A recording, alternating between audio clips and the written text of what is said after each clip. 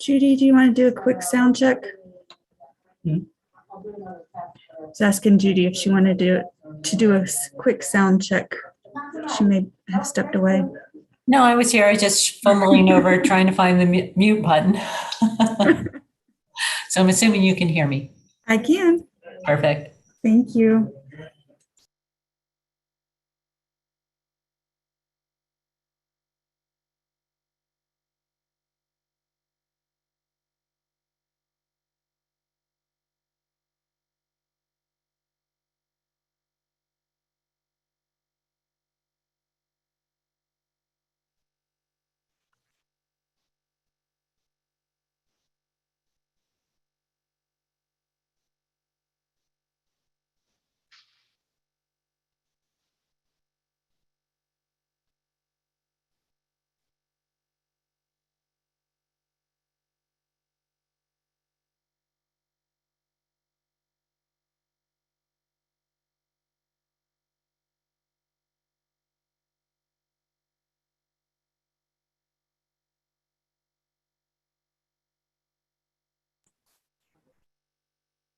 Good evening. It's a minimum, we're recording and we're live. Well, that's a minimum we're recording.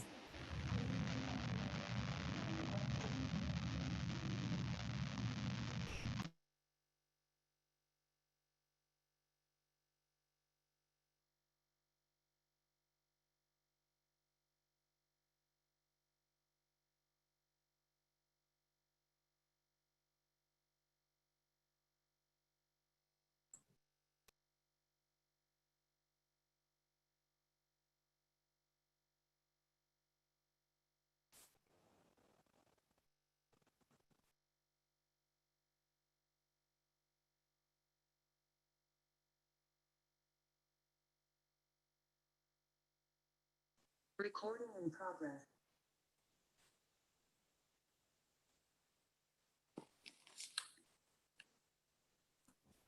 Good evening. Does anybody want to do a quick sound check? Go for it. Hi. Hello. Hello. Hi, Amy. Hello, everyone. How are you? Thank you. Good evening. Hi, everyone. Good evening. For about just under 3 minutes.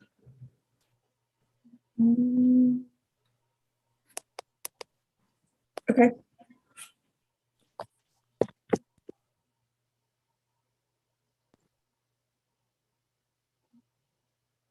Missing a few folks.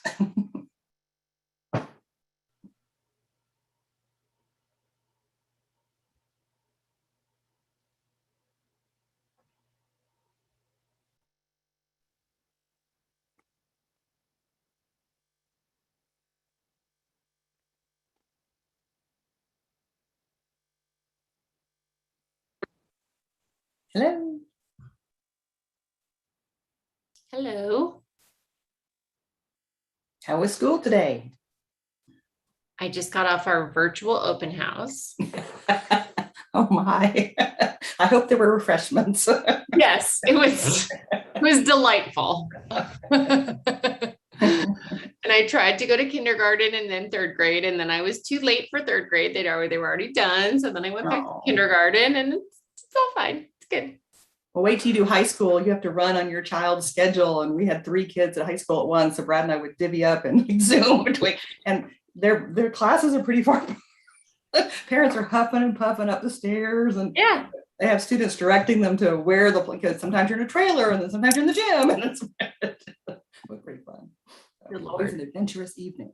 Well, yeah, this is like a very exhausting, it's hot and you're in a mask all day and whatever. So they're exhausted. So they've needed a lot of things. So Karthik did not get to participate in the open house. Oh, About 1 minute out, and I don't know if Councilmember Ryan or Stegman or some of the other ones who just joined us want to do a quick sound check. buddy. Hello. Hello, can you hear me? We can hear you. Very good. Usually nobody has a problem hearing me. That's good. Ty's running about 5 minutes late, so we're going to do a few things before we do the roll call, but hope he'll be back in time for the roll call. 30 seconds. Oh.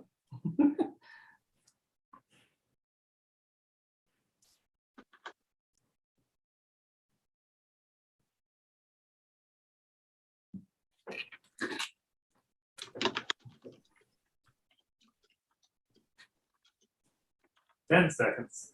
I feel like I'm blasting off or something. 5, 4, 3, 2, 1.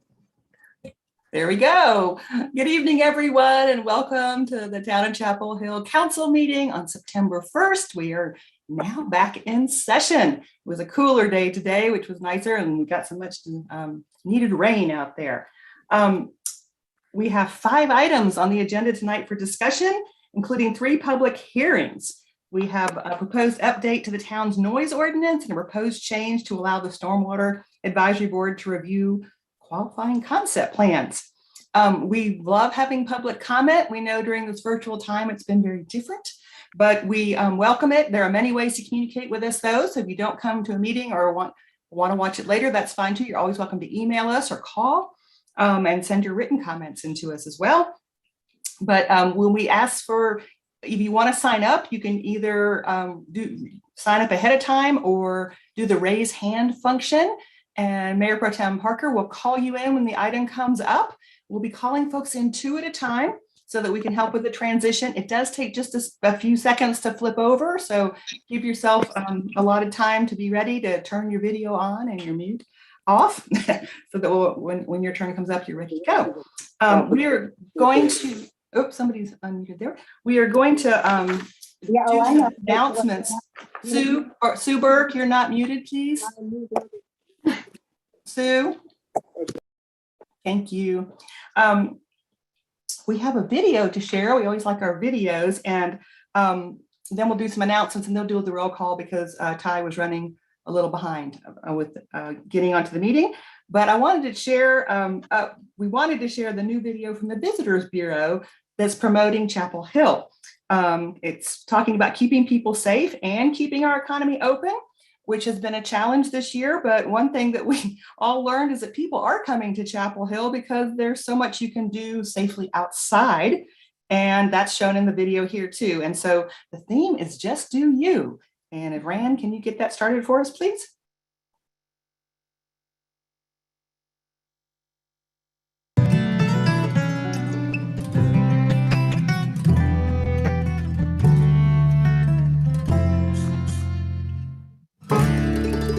What makes this place so special? Well, pretty cool live shows. You can find yourself. Or lose yourself. Hum a few bars. Or enjoy a few bars. You're late. It's great for bird watching. There's an eagle. Take in the stars. And the 5 stars. Spin your wheels. Or spin some vinyl.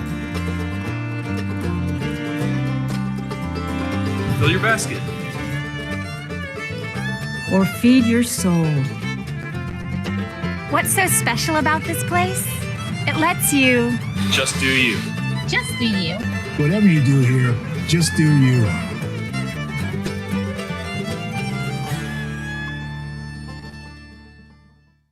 Catch cradle, mama dips, weaver street market, Main Street, Rosemary Franklin University Place, Eno River Ding Dong, just wanna see your face, find what you love or discover something new, whatever you do here, just do you. Ow, just do you.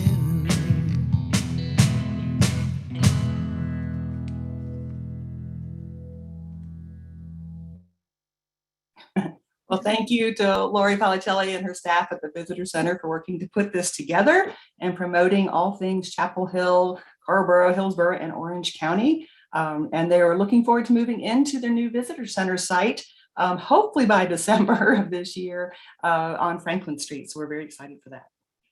I did want to give a few more announcements here. September is Emergency Preparedness Month. And we've all been keeping an eye on communities that have been impacted by Hurricane Ida. And we're keeping all those communities in our thoughts and prayers as Ida clobbers the coast down there. We're fortunate it didn't come our way, but we know that it's still hurricane season here, and we've had other rain events that have affected our community. So the emergency management and public safety teams want to remind everyone to be prepared, to have a plan, and to communicate that with your family members, your roommates, everyone there, so that you can keep an eye on the town's social media, or subscribe to our e-news or the Orange County alerts for information and tips to help you and your family be ready. All right. I wanted to share with council that I spoke with Chancellor Guskowitz from UNC today. Chair Price and I sent the letter that I sent you a copy on, highly recommending that they consider a mask mandate for football games and any events really that had large gatherings of people, even when they're outdoors. We did talk today, and our health director also had communicated this information last week. We talked today about all options are on the table. They'll be discussing this further. They understand the ramifications of having 50,000 people together and working towards that. The first home game is September 11th. So there's some time to work through this. There will be an away game this weekend for the UNC team, but for people coming into our community, it would be September 11th. So stay tuned for more information about that. There's some upcoming public information meetings on the town calendar. Please always check the town calendar for meetings. But tomorrow, September 2nd, is an information session on the Glen Lennox Development Agreement. And then on September 13th, very excited about this one, the public forum on the Lower Booker Creek Sub-Watershed Plan. We've had a lot of community interest in this plan. This will be a community meeting, not a council meeting. We'll have presentations from our staff and the consultant and from a neighborhood group that's working on the presentation. There'll be time for questions and answers. No decisions will be made at this meeting. It will be for sharing information purposes all and getting on the same page with what's already been in the works. Let's see. The MPO met this morning, the Metropolitan Planning Organization, of which Mayor Pro Tem Parker and Councilmember Ryan serve on with me. We had a very lively discussion about the future of transportation and all things, as Michael said, working within the boundaries of bad choices. So we're going to bring that back. It was a really good discussion about how, climate change is real and we need a plan that reflects how we're going to do better, not just keep widening our highways. That's not really the plan that we're all looking forward to. We want more in the multimodal, more in all kinds of bikeways and getting in transit and getting people out of cars. So stay tuned for more information on that. And then we talked also a little bit, or we're talking about Vision Zero. You're going to hear more about Vision Zero later. And Clean Sweep. You'll see out on social media that Clean Sweep is coming up September 11th. Oh, I don't have the dates in front of me. Sorry. Check the calendar. 11th through 25th. And it was interesting to hear that over 9 million pounds of litter were collected in the spring out of our waterways. And if volunteers help do this, and if you're interested, please we have the link in the social media to go to the website just to sign up to volunteer. It's self-reporting, those kinds of things to clean up, because then we don't have to spend NCDOT dollars to pay people to clean it up. Therefore, those monies can go back towards projects. So a lot going on with transportation in general. Okay, I'm thinking that's all. So now we can do the roll call because I see that Mr. Wynn has joined us. So in keeping with the rules for virtual meetings, and to remind everyone, we are staying virtual through the end of September. We may adjust that to go longer depending on the numbers. Orange leaders keep checking in with each other as our numbers shift and change. We will stay on top of that and make a decision a little further out. So Mayor Pro Tem, please tell your I here, whenever you'd like to respond. Mayor Pro Tem Parker. I here, rather. Councilmember Anderson. Here. Councilmember Boyncey. Here. Councilmember Gu. Here. Councilmember Wynn. Here. Councilmember Ryan. Here. Councilmember Stegman. Here. And Mayor Hemmering is also here. So thank you for that. Do council members have announcements? Okay, I know there's a lot going on, but town calendar and social media are help alert people. We do have some petitions and comments from the public, not on the printed agenda. Mr. Parker will help call you in as the petitions come up. Mr. Parker, you want to help me here? Here they are. Okay, first up, we have Lauren Easton's request regarding gun use regulation on land owned by multiple jurisdictions.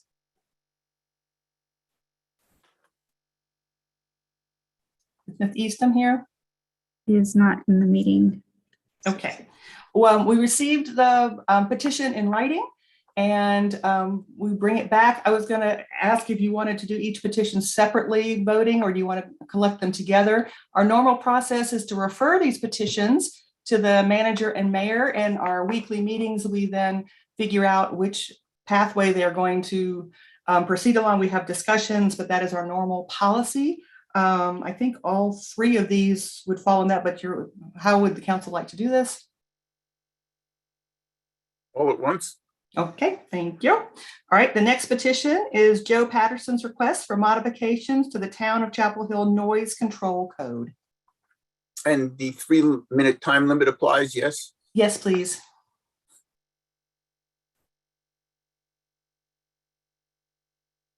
Hello? Hello, welcome. Okay, sorry, I was having some difficulty with this thing. Well, you're good now. Okay, thank you for your time. I think that the petition and the accompanying materials clearly describe the ongoing problems that we neighbors have experienced over the 6 years from loud, unruly, and unsupervised crowds using the Lark recreational areas from noon until well past midnight. Not once during that time has the Lark management made any effort to monitor or control crowds violating the noise code. They have recently reiterated to Chief Blue that they have no staff at all on site during the weekends. As you can imagine, this leads to a wide open, crowded party venue for anyone who wishes to come over. And that's what generally happens. These large crowds of yelling, laughing, shrieking, and music playing college kids create an astonishing level of noise as a group. Lark have the legal right to control what takes place in the common areas on their property, but they admittedly chose not to do so. On a number of occasions, management has pointed out to Chief Blue and the town staff that under the current code, group noise from the common areas is not their problem. They have no legal exposure. In fact, they actively encourage residents and their friends to use the pool area, the adjacent bar and party balcony, and the volleyball court as much as possible, since it enhances the marketability of their units and results in increased profitability. Neighbors' complaints are a problem for the police. Unless the noise code is modified to hold the Lark owners and managers accountable and liable for the noise violations emanating from crowds using their common areas, these violations will continue and the police will remain incapable of preventing their recurrence. To do any good, there must be serious and material negative consequences for the owners for noise violations. Recognize that Lark has an annual gross income of over $7 million. A $100 fine is not going to make much of a difference to them. However, a prohibition on the use of those common areas in the future might get their attention. As you can see from the original submission date of the petition, we have been begging for years for the town to fix this defect in the noise code. You have recently made changes to protect other folks in the community. Please do for the same for us now. Thank you. Thank you, Mr. Patterson. Okay. Next up, we have Tamara Finn's request to amend the town code to permit golf cart use on neighborhood streets. Ms. Hi, Finn? good evening, everyone. Can you hear me okay? We can hear you. Welcome. Great. Thank you so much, Mrs. Mayor and Council, for hearing me tonight. I wrote a letter in a while back to ask that Chapel Hill have an ordinance where we can drive our personal golf carts through the neighborhood streets. I know that North Carolina in general has this approved as a state, but then each town or county or however that winds down is responsible for passing it. Being a member of the Oaks and a member of the Chapel Hill Country Club, I have wanted to use my personal golf cart for use, and they allow me to drive it there. And I want to actually be able to use it on the golf course, as do lots of other members. So working with Joe Alden, who's the head of golf at the country club, he said that I would need to, he took my concerns to the board of Chapel Hill Country Club, and they said they would really only be comfortable approving this for members to use their carts if the town allowed us to drive on the streets, because right now, no one's really sure whether we can actually do that in Chapel Hill. So I wanted to ask all of you if you would pass something so that we could drive our golf carts on neighborhood streets, 25 or 35 and under, only through like Meadowmont and neighborhood streets, not like anything major on, 15501 or Ephesus or things like that, only in the residential areas. I think this would be a great idea because lots of families do it anyway. And if we had something passed, they could do it safer. They could be responsible for having seat belts or turn signals or horns or lights. It would alleviate our carbon footprint in the area with everything being electrical. The town could charge revenue from licensing or tagging or even just registration, these types of things. So I just am petitioning the council to see if you guys would all be in favor of that, because I know a lot of members of Chapel Hill and Carborough would be in favor of this as well. And like I said, people are already doing it right now, but not really sure whether they should be or not. So I figured that it would be a really good way to just have everyone on the same page. Thank you. I did check in with police chief, just so council's aware about, there is a golf cart type vehicle that runs in Northside. It's licensed. It's bigger than a golf cart, and it does have all the things Ms. Finn was talking about. And it is electric. So there is some precedent, but chief said that they could investigate what would be needed. So we can refer this petition as well, and they can check into that. Thank you. All right, thank you. Are there any other petitions out there from the public? Okay. Council, what would you like to do with our 3 petitions we received? Motion to receive and refer. Second. I heard first Ms. Ryan, and we'll give Ms. Anderson the second, and we will need any more discussion. We'll do a roll call vote, please. Mr. Parker. Aye. Ms. Anderson. Aye. Mr. Boyncy. Aye. Ms. Gu. Mr. Nguyen. Aye. Ms. Ryan. Aye. Ms. Stegman. Aye. And mayor says aye as well. Thank you. The petitions have been referred to the manager and mayor. Are there any members of the public who wish to speak on something that's not on the printed agenda this evening? Mr. Parker, I don't think we had anyone pre-sign up. No. If anyone wants to use the raise hand function. Okay, we do have some speakers on some of the other items this evening. So that brings us to the consent agenda. I do want to call attention to the fact that we have a couple of names that are being recommended to be approved for Peace and Justice Plaza. We are looking at enhancing that plaza, but for now we can add these names on. Those names are Reverend Robert Seymour and former council member Edith Wiggins. So those names are on the consent agenda. I move the consent agenda. Second. The move by Ms. Anderson and the second by Mr. Parker to move the consent agenda. Any discussion? All right, roll call vote, please. Mr. Parker. Aye. Ms. Anderson. Aye. Mr. Boyncy. Aye. Ms. Gu. Aye. Mr. Nguyen. Aye. Ms. Ryan. Aye. Ms. Stegman. Aye. And the mayor says aye as well. Thank you. There were quite a few items on there. Calling for some hearings and things, you can check the list. Okay. That brings us up to our first item on the agenda. And just to let you know, there was some work done this summer on the petitions and list, and we will get that updated and back to you, but they're still sort of working on where the things are on there and making some enhancements. So it's in your packet, but it's not in it's still being a work in progress there.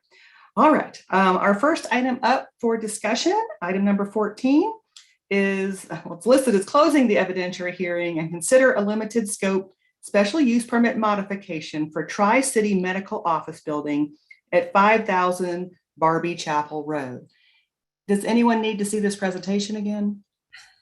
It's to just extend the construction date. And we do have an item on the agenda this fall to make a change. You just call the hearing to make a change to allow the manager to be in charge of extending construction dates. But Ms. Johnson, did you have something to share with us on this?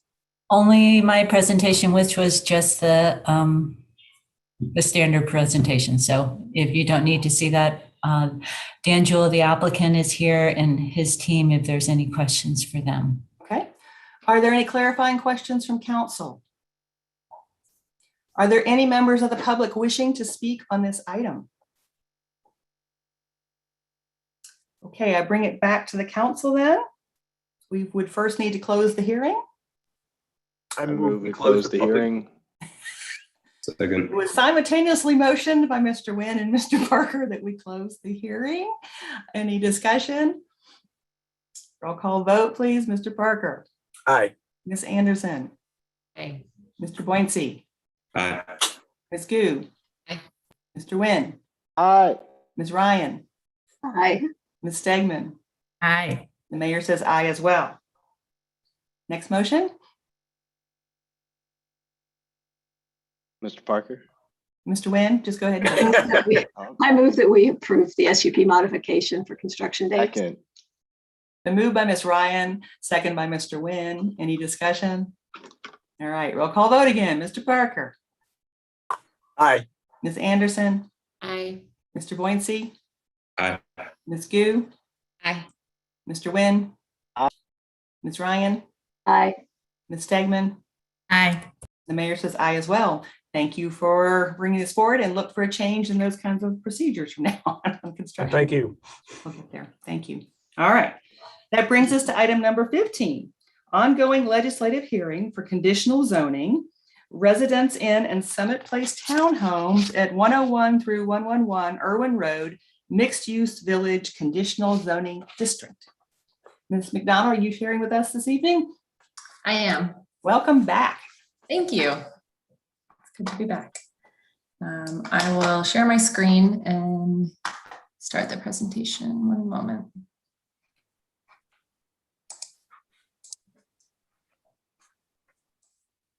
All right, can everyone see the presentation?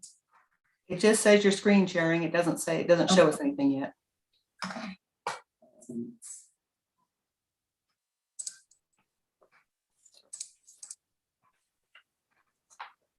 There we go. Yeah. That looks good. Great. All right. Good evening, Mayor and Council. My name is Becky McDonald. I'm a planner in the planning department here. And tonight we have a conditional zoning application for the Residence Inn and Summit Place Townhomes at 101 to 111 Irwin Road.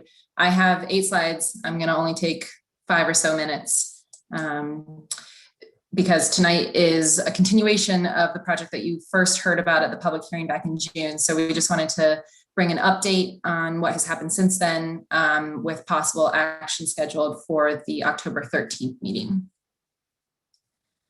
So with that in mind, our recommendation tonight is to recess the public hearing until the October 13th Town Council meeting. So just to refresh you all, since it was June when you last heard about this project, it's a 17-acre site located on, this is Irwin Road, running north-south, just north of Fordham Boulevard. The southern portion of the site contains the existing Residence Inn, and the northern parcel contains a farm pond. And if anyone remembers, it's also located just south of the Christ Community Church site that was approved this past spring by the council. It's currently zoned both residential 3 conditional zoning and residential 2. The applicant is proposing to apply the mixed use village conditional zoning district to the site that would allow them to construct an addition of about 54 hotel rooms for the Residence Inn and then 52 townhouses as part of the Summit Townhouse development. So this is a plan showing the existing conditions. This is the existing Residence Inn, and on the southern parcel, which is on the right side of your screen, this is the existing farm pond and the existing stormwater control measure. I think I have them highlighted in blue, the farm pond, the stormwater control measure, and then this is our CD located on the right side of your screen. And this is the proposed development. So the proposed addition to the Residence Inn would be in this red circle. And then this would be, whoops. This is the proposed townhouse development on the left side of your screen. So the applicant is requesting 2 modifications. The first would be modifying the maximum allowed number of parking spaces from 101 up to 117 spaces. And they're also requesting to disturb portions of the steep slopes greater than what we would normally allow in the ordinance. And so the reason that we are back tonight is to give you a few updates that have occurred since the public hearing. The applicant has updated their plans a bit, and I just want to highlight some of the major changes. The applicant's also here to talk in a little bit more depth and answer any other questions that you have about those. But the major changes are, the first is that the buffer between the adjacent Summerfield Crossing residential neighborhood and the proposed development has been increased substantially. Second, the applicant had previously requested a modification to regulations for the recreation space requirement, but they have updated the plan since then so that they now meet the standards of the ordinance. They've also increased the stormwater control measures capacity. And they've also completed a more detailed tree and topographic survey that has been finished, as well as some other minor changes to impervious surface reduction, things like that the applicant can speak to a little bit more in depth. And finally, related to the tree and topographic survey, I just want to mention there is a potential swale that has been proposed through various through talks with staff, neighbors, and the applicant that would run along that western property line that between the development and Summerfield Crossing, and it would be meant to alleviate some flooding issues that are experienced. So in the next couple of weeks, the applicant is planning to complete some additional studies that would help to develop a solution there. And I know Scott has some more details on that as well. So again, our recommendation to you tonight is to recess the public hearing to your October 13th meeting. I'm happy to answer any questions, and Scott Radway is also here with a presentation as well. Could we see Mr. Radway's presentation first and then save questions to come at the end of that? Sure. Welcome, Mr. Radway. Good evening. I'm going to punch share screen and hope all things go correctly.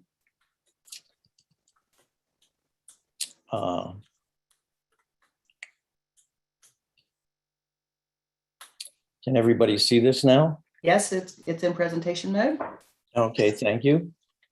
It is for the property as was described, mixed use village conditional zoning.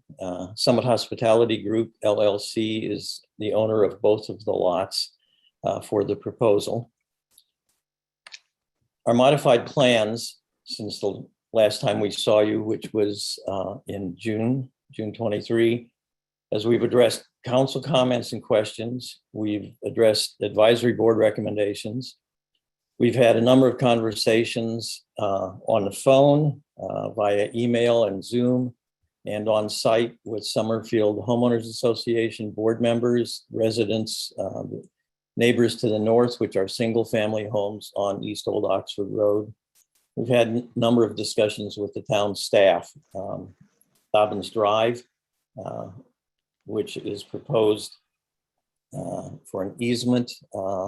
And we've met out there and looked at that edge. We've gotten additional survey information that was referred to in the stormwater from the church site, which was, I think it wasn't quite clear when we explained it at the last meeting where it was going, but all of the stormwater for the church site will go through before the church is built and after the church is built.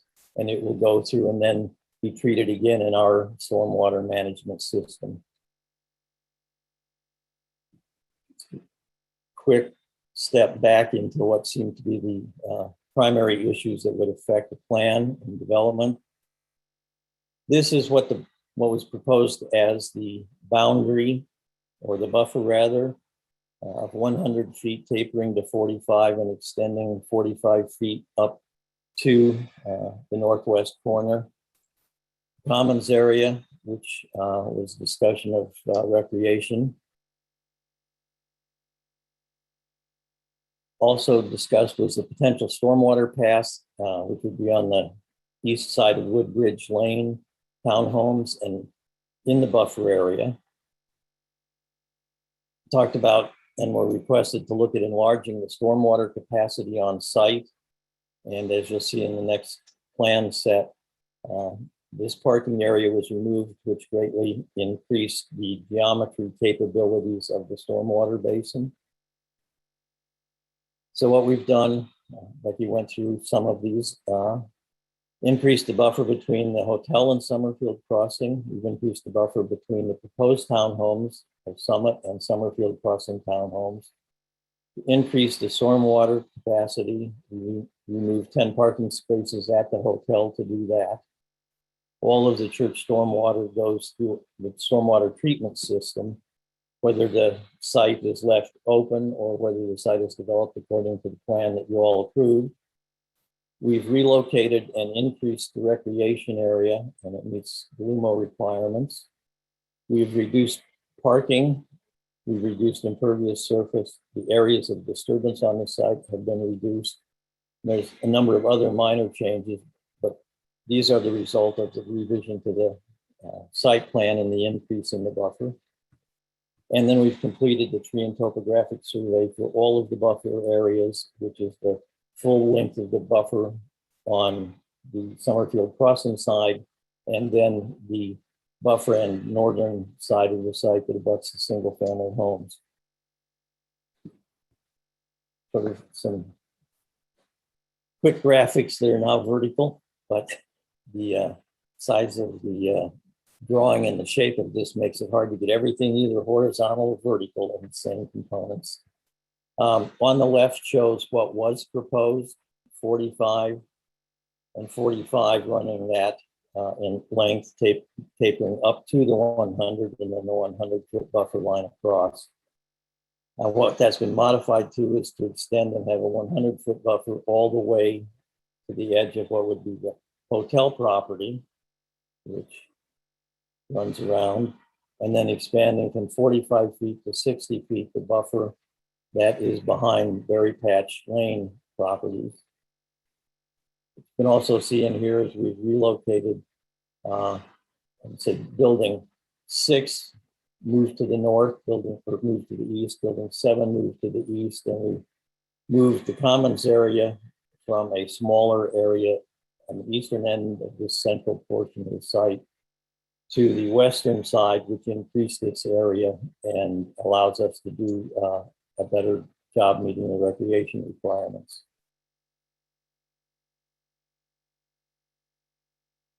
Now, as everybody switches back to a different view, this shows the existing buffer, and I'm going to just take it from Irwin Road and around to the south and then back up and around. This is the existing buffer runs along Irwin Road, around the Irwin Dobbins corner. The buffer that's the tree buffer that's seen down here is the RCD, and it's also Jordan Lake rules. The 2 blue areas are detention, stormwater treatment management pieces that are there from the original construction. Along the Summerfield property line edge, this is the 100 feet wide buffer and about a 15 to 20 feet wide buffer or area on the Summerfield side of the property line that is also planted and is very similar in character. I'm going to identify here where the property line is running through east and west, and we change from a 100-foot buffer to a 60-feet buffer, come around the property. This is the Berry Patch townhomes, single-family homes on East Old Oxford, the Christ Community Church property, and then back along Irwin Road, back to our new entrance, which is the one entrance we were provided. One entrance that the town and NCDOT say we can have that's a full service entrance. Just to remind everybody, the existing entrance would become a right in and a right out entrance. And that allows extra lanes to be created for turning motions and safety and space at the Dobbins-Irwin intersection. In terms of sort of what changed in the buildings, building heights are all the same. Irwin Road, the three townhome buildings, 4 townhomes in each building that would be facing Irwin Road. These are the three same buildings from above, and this is the relationship in distance and height to Christ Community Church. The cross section that would go from Irwin Road through to Summerfield Crossing townhomes at the very patch portion of Summerfield building. I'm just going to circle these buildings. This is building 6, which was moved east. This is building 7, which was moved east. This space in here is now the relocated recreation area. And this is building 8.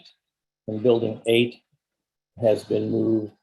And as the buffer widened, we moved this building forward. So this building is now 112 feet from the property line. It was about 98 feet from the property line previously.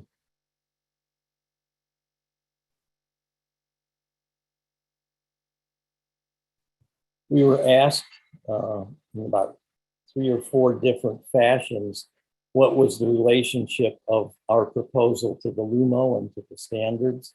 And so we created this exhibit.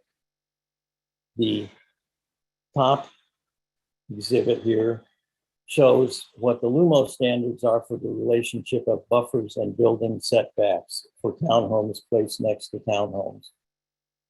And what the LUMO requires as a minimum is an 8-foot building setback and a 10-foot buffer, which trumps the setback. And we were asked, and we created this exhibit to show that. Our proposal is that it be a 60-feet buffer on the Summit Place townhome site, and that the setback for the building be 112 feet.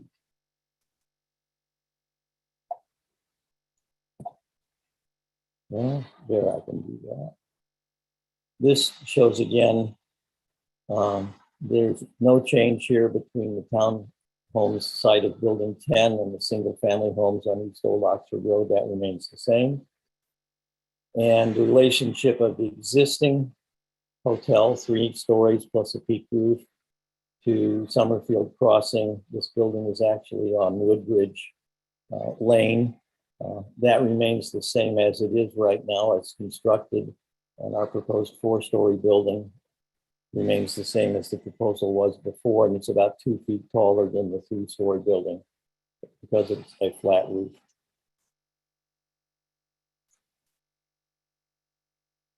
The stormwater issue and the steps in it. We have 3 discharge or flow sites identified here. This is again on the new modified plan. Area 1, which is really behind 128, 126, 124, and then 122, 2018, and down to 116 and 114. Berry patch. This area now gets the flow, and it discharges pretty much right in the spot here and splits between the buildings and comes out in a pipe where it gets picked up at the property line. Area 2 is where the existing flow is towards the sanitary sewer easement that has not been opened. There's nothing in it. Area 3 would be the area that we would be looking to study, and the dashed line representing about the area where flow comes in if it's backed up seriously at area 2, and then flow that comes in otherwise. Just if I can use a little bit schematic, but right now, area 1 has the flow that comes from that green area and the arrow that points to area 1. in our proposed plan, the area that would drain to that same point is reduced dramatically, as you can see. And the flow between what we have as our proposed system and what goes there now, the flow in the future would be about a 76 to 78% reduction in storm flow for storms 1 year, 2 year, 10, 25, and 100. That's primarily due to the reduction of the amount of flow area that there is. Area number 2 right now picks up stormwater flow from this portion of the pond lot. The portion in yellow is on the existing hotel site, but is not a portion of what is collected in stormwater now. And this green area, again, is what is now collected, goes into the existing basin, and then gets also released. And so this is area 2. And as you can see on the right-hand side graphic, the church, the new townhome site, the existing development site now goes to one larger stormwater basin, which collects and treats and releases at this point, it releases outside of the 100-foot buffer.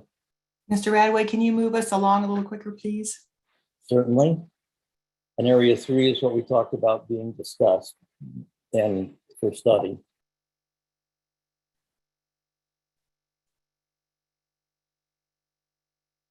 This is a little bit more information on what those flow rates are in those locations. Thank you. Thank you. I want to make sure there's some confusion for the public. We will be opening up for the public comment tonight. This is just a continuation of the public hearing. So there'll be a chance to speak tonight, and there'll be a chance to speak at October 13th if this public hearing is continued on. So we didn't mean to imply that we weren't allowing public comment this evening. But first we will have, after the presentation's all finished, we will have clarifying questions from the council. Then we will hear from the public, and then we'll come back to council comments. So just want to make sure everyone's clear about that.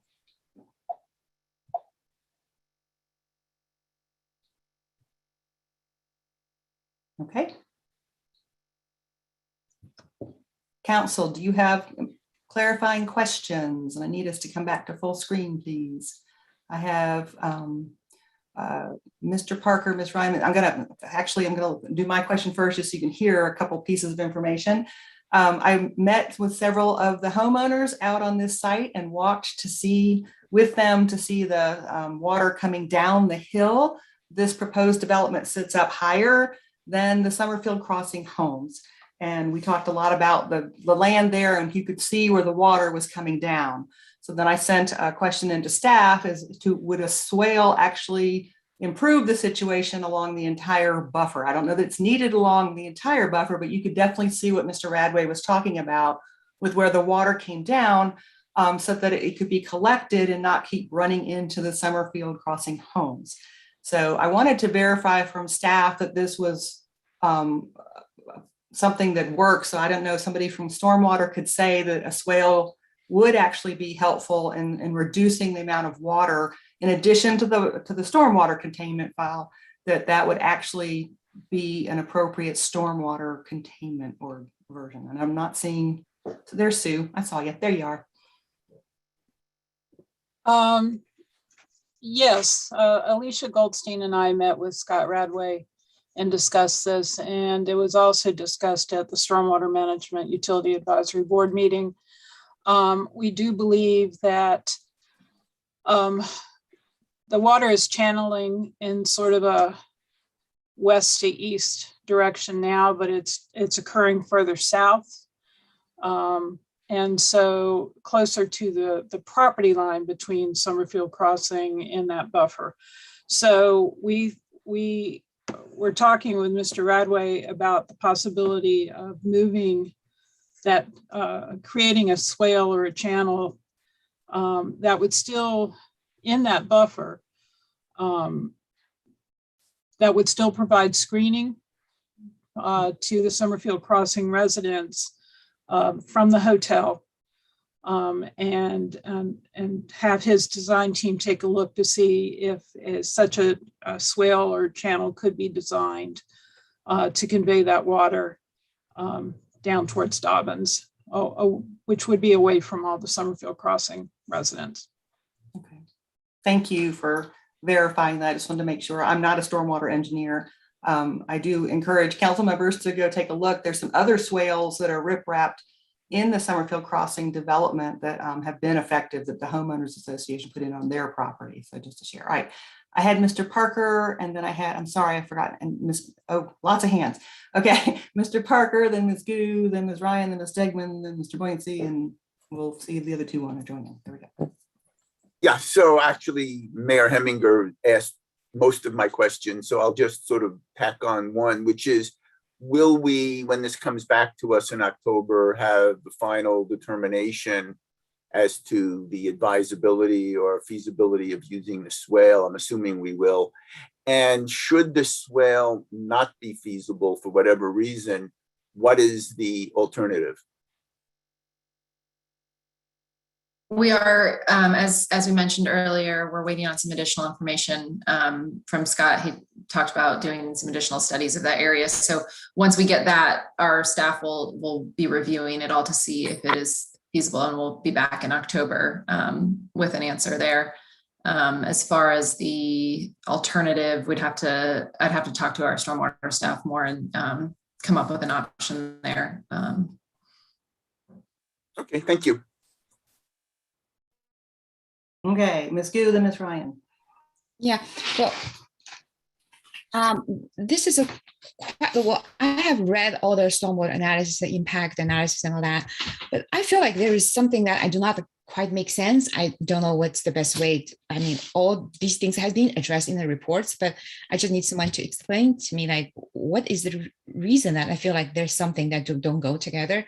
One is, if you look at the numbers, that it clearly shows that there's very significant, you're going to disturb a significant more amount of steep slope area that's allowed in the current LUMO. It's more than like almost 350% increase. That is beyond what we would normally allow in our LUMO. So that is one of the concern. And then second is the impervious surface. From the numbers I read, it's more than 240% increase in your impervious surfaces from the current level. And then in your stormwater analysis, I see that because of this, a lot more significant increase in impervious surface, the time to concentration, the speed of time to concentration actually increased by 400%. So I mean, all of these things like really raised a red flag to me. But on the other hand, your conclusion that as you just presented, you show that there is a like 75% to 50% reduction in the flow rate. So I do not know how these two different numbers can go together. On one hand, there's significant amount of increase in impervious surface. There are steep slopes that are going to be disturbed. So what is the reason that, and then you're going to remove the pond, which is retention pond currently are holding the stormwater. So we will have to take out these stormwater that is already existing, the retention pond. I understand that you say there is the new stormwater management system is going to be in place, but that area, I also work that area, there is like storm pond there already, and that area is not very big, but definitely much smaller than the current retention pond is. And the other on the side that's closest to the RCD, these storm retention pond, they're pretty small. And I think the new proposal is not too different from the current existing condition. So I think I would appreciate if you can explain that what are the improvement that actually lead to your conclusion that actually it's going to lead to a reduction in 75% to 50% reduction in stormwater flow rates. I think a lot of people are asking that question. I know how to explain that to them. So need your help. Can I ask, I guess, the mayor, should I go ahead and answer that? Yes, yes, sorry, Mr. Erwin, go ahead. There's a lot of pieces in there. The impervious surface that's proposed is in total for the entire 2 pieces of property. The impervious surface is proposed to be 35%, which is substantially below the residential impervious amount that's allowed if it's only a residential development, which is 50%, and is a little bit less than half of what would be allowed in a mixed-use village in the zoning district for mixed-use village. So roughly 1/3 of the site is in impervious surface, which is, I think, by almost all accounts, a pretty small number in Chapel Hill right now for redevelopment of properties. The steep slopes, which I have a slide if we get into more detail later, or we can talk about it at some other time. The steep slopes, all of the steep slopes that are on this piece of property are man-made steep slopes. They were the result of the creation of the farm pond that's there. They were result of the old roads that were there when the property in its entirety was farmland. You can still see the remnants of those roads from 2 or 3 different places as you walk through the property. So we are not disturbing any of this. We're not disturbing steep slopes that were natural and have been here for hundreds of years. We're disturbing steep slopes that were man-made within the last 50 years. The speed of concentration, I think you're referring, well, before I answer that, I think what you said, and you could, if you can clarify this for me, I think what you referred to for the existing pond, that was a stormwater facility or basin, and it's not. It was a farm pond that was created essentially for the farm animals that were on the property. So it's not engineered or designed in any fashion to be a stormwater treatment facility for water quality or for water volumes or anything like that. It has served well and badly over the course of the last 40 or 50 years, depending upon how much rain there's been and a number of how much maintenance. But the pond itself wasn't designed or created to be a stormwater pond. I think the speed of concentration, and if you were looking at the speed of concentration from in the studies, the water does move faster on impervious surfaces, so pavements and other things, and it does move faster once it's collected into the pipes. The difference in this, going to the next piece, to the reduction of flow off the property, is right now about 60% of the combined properties just flow right off without any collection or treatment of water. And so even though we're increasing the speed of collection of water, and that would be the speed of concentration, it is going into a pond where it is retained and held and has to sit in the pond. It's a stormwater control basin, not a pond. And it has to remain in there. It has to settle. It gets particulates that fall out, and it has to be retained for a time period. And so all of those pieces of collecting it, retaining it, holding it in the pond, and then having to release it on a staged basis, all of those component pieces put together are what makes the rate of speed, if you will, when the flow is discharged, so much and dramatically lower, is because of the management of the flow, which at the present time, I'm going to call it the pond lot, but the 5-acre lot that has the pond, in the northwestern, about 30% of the hotel site has no stormwater management activity at all. It just runs right straight off towards Summerfield Crossing. So the difference is an uncontrolled situation versus a controlled situation. Well, when you say the controlled versus uncontrolled, I understand that. Well, it may have some facilities that inside that detention pond. Now you have the detention pond, so you may improve the quality I understand, I can see that can happen, but the numbers, the sheer numbers of impervious surface and how fast the rainwater is going to run through that impervious surface, and especially given you remove that retention pond, I just do not see how the numbers would add together. But the analysis said that it runs through a program, it went through some software. So I do not know the details of how you run. I was asking that question, just trying to get some, maybe you have some stormwater engineer or someone that Ms. can Gu, mention. You've gone past your time. And so how about you put this question in writing for the applicant and they can get it back to you before the next public hearing. Okay. And we'll move along. Thank you. Ms. Ryan, then Ms. Stegman. Yeah, just a few questions. First of all, there was a question of the Dobbins easement. Has that been resolved yet? Or is there still some push and pull on that?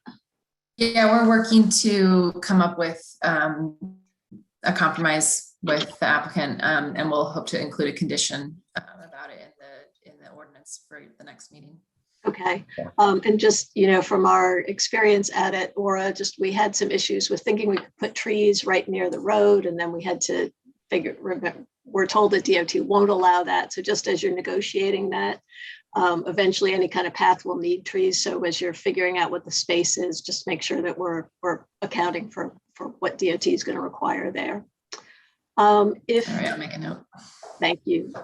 Mr. Radway mentioned that they've removed 10 parking spaces from the last time. Are they still over the parking minimum? Yeah, I believe they've removed the parking spaces from the hotel area, and they still would need the modification for the townhouse side of things. And Scott, you can correct me if I'm wrong. Yeah, yes, we moved, we actually it's 12 parking spaces from the hotel. And it is, I believe, the same number of parking spaces for the townhouse that was there. Okay, so in some of the material we got, it said that you were 16. I think it was the number that was over the minimum. Is that where you still are today? I think that's correct. There's yeah. Okay, that's fine.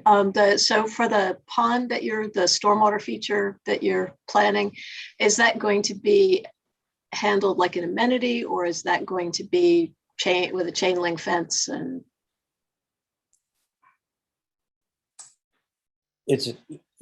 you're familiar with what's at Presque Isle, in that's a corner that has a wrap around it, and it has a basin that has a wall around it on the inside. And so from the exterior, you see it as a landscaped area.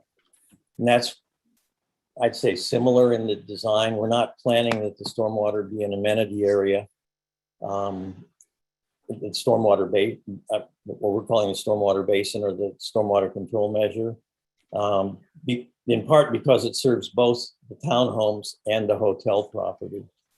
And it will be, there'll be a contract relationship between the townhome homeowners association and the hotel.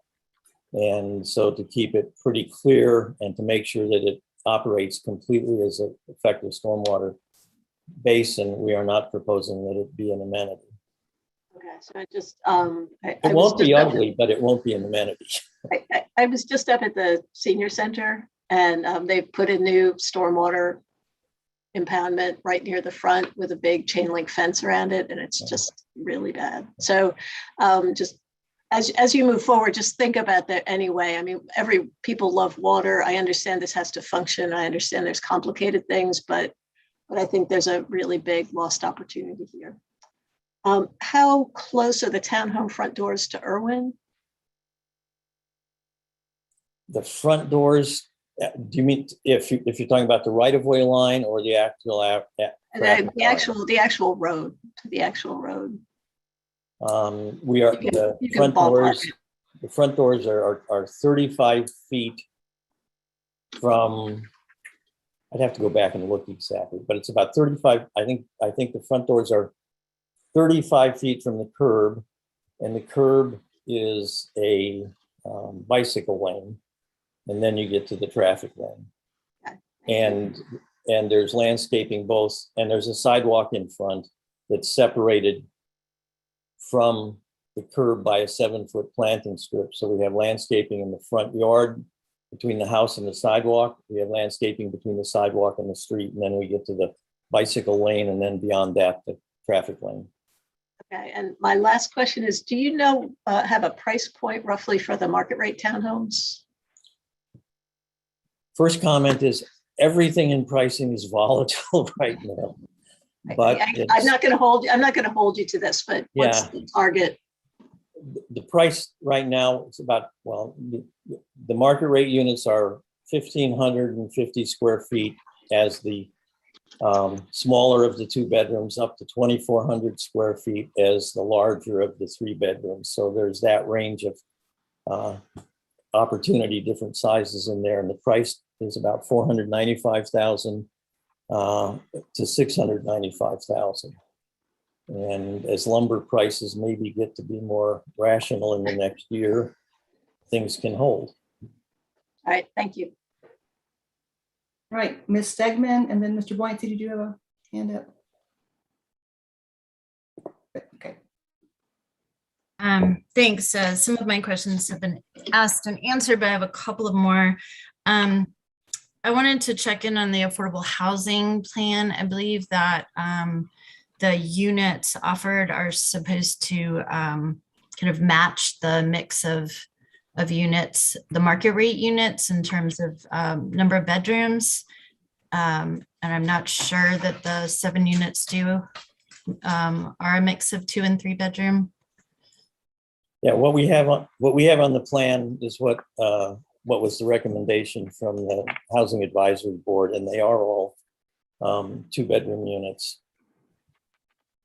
2 bedroom, 2 bath upstairs, and on the first floor, a powder room or a bath and living room, dining room, kitchen, and an open floor plan is similar to the remainder of the market rate units. Becky, does the inclusionary zoning language specify around that? I don't believe so. I can confirm, but we typically can't regulate the interior, bedroom, bathroom layout, but I can confirm.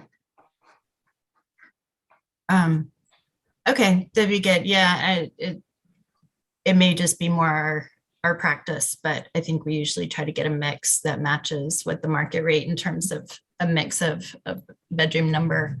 My next question was, I wasn't clear. I'm glad that you added the recreation space, but I wasn't really clear what that looks like and how that'll work. Could you describe that a bit?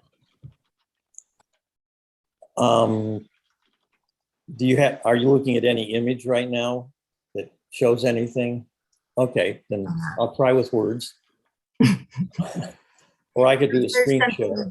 Send us, even if there's something you can send us after the meeting or just something. Oh, sure. But yeah, maybe describe it briefly with words. The quick piece is we have recreation in 3 components: the payment in lieu, the active recreation area to be active, and then there's the support areas that are in square footage that are allowed to be within the recreation area, as well as the active recreation space, if you call it that. And so what we have is a hard surface active recreation area, which is sized at this point to be large enough for pickleball court, a volleyball court, badminton, and at least I've tracked down somebody who creates a playing surface that can be rolled up and rolled out so that you can change the markings on the court so that it still works, and we can have an interchangeability of those types of activities. We have, next to that, we have what we're calling it is a recreation lawn, but it's a little bit of, I think, what we talked about maybe last time.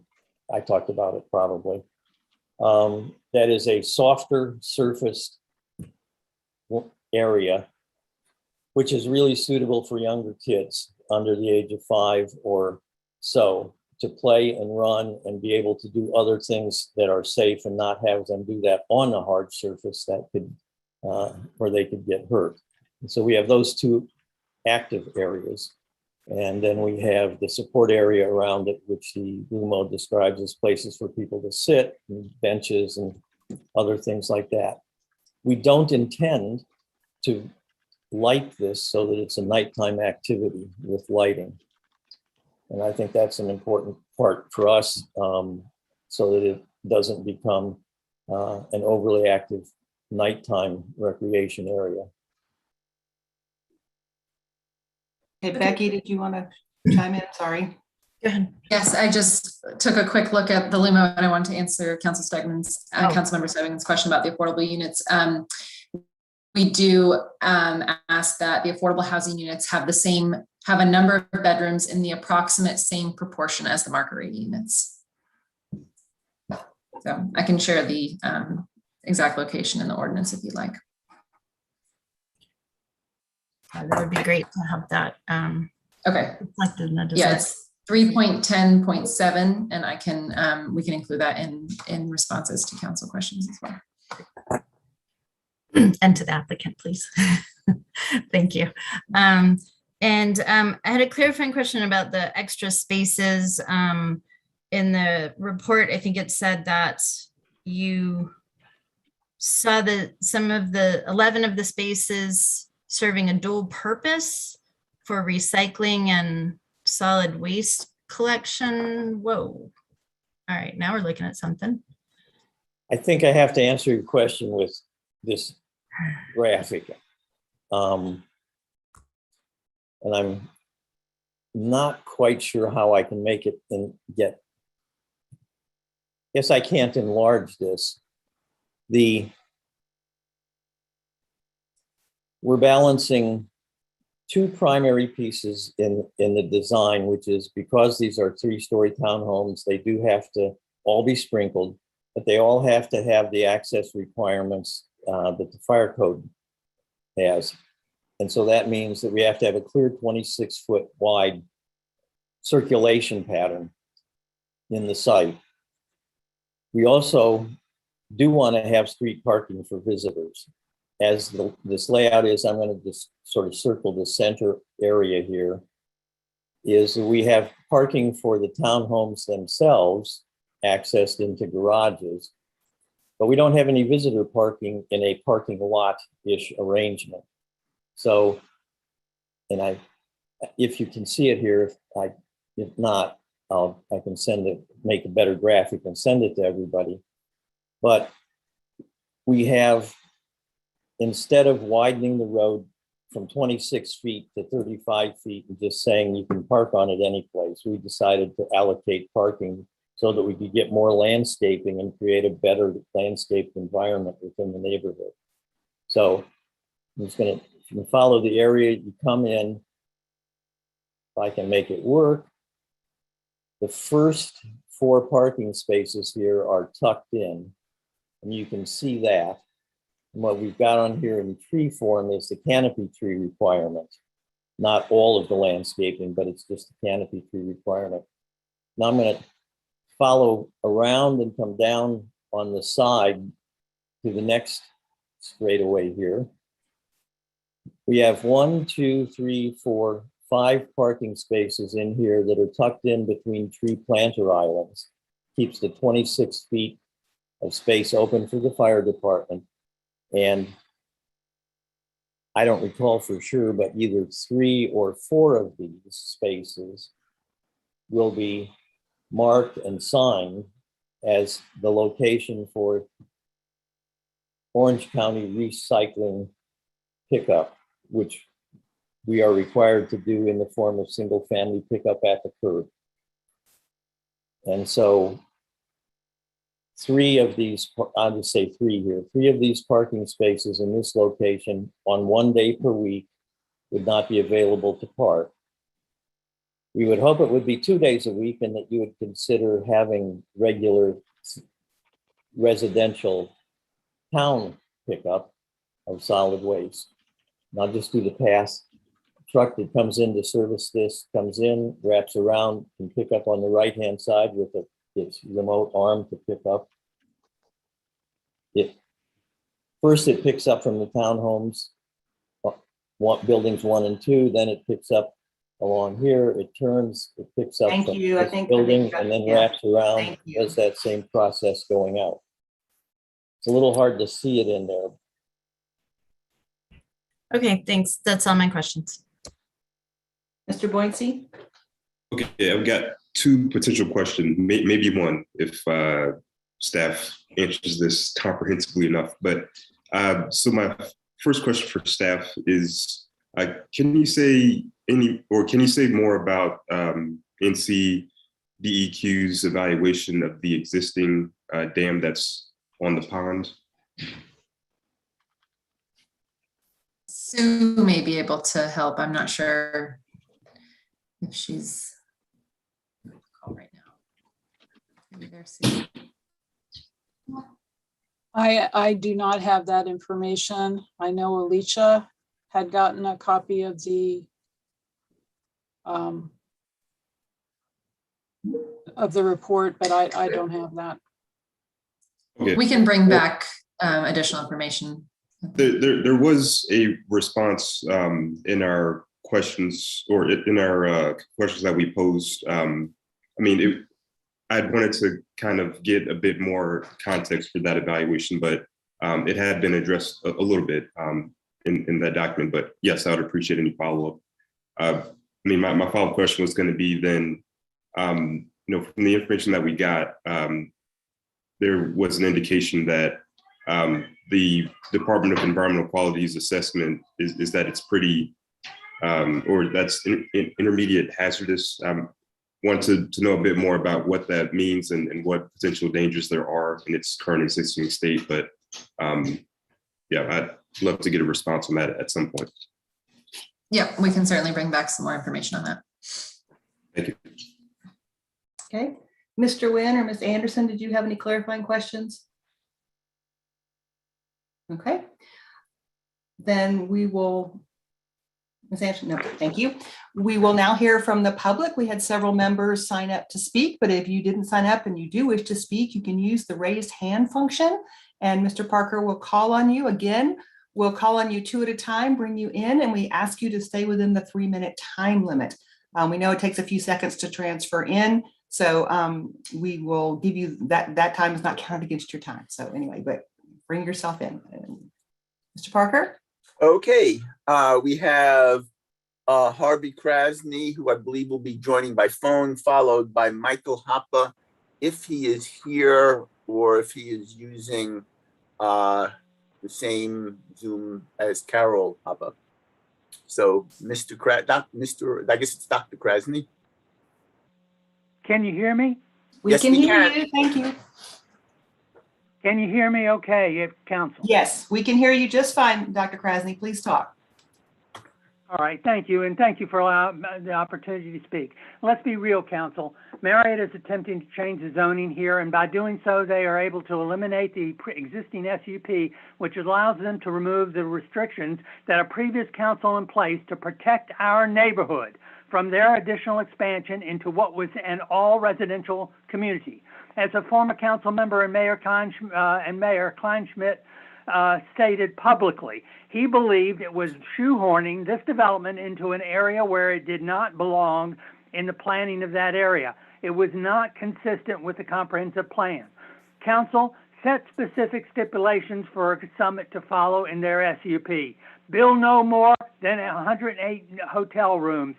Provide no restaurant services, no building taller than 45 feet with a 3-floor max, and provide a deed restrictive buffer of 100 feet from the common property line with Summerfield Crossing, and no building should be more than 175 feet from the common property line and 100 feet from any property line.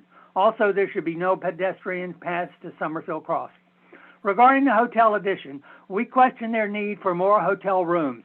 Recall our mayor's previous statement during the last review of Marriott's proposal in October 2018 that at a local hotel owners meeting, it was stated that area hotel rooms were being underutilized by 20%, and that was during the pre-COVID period.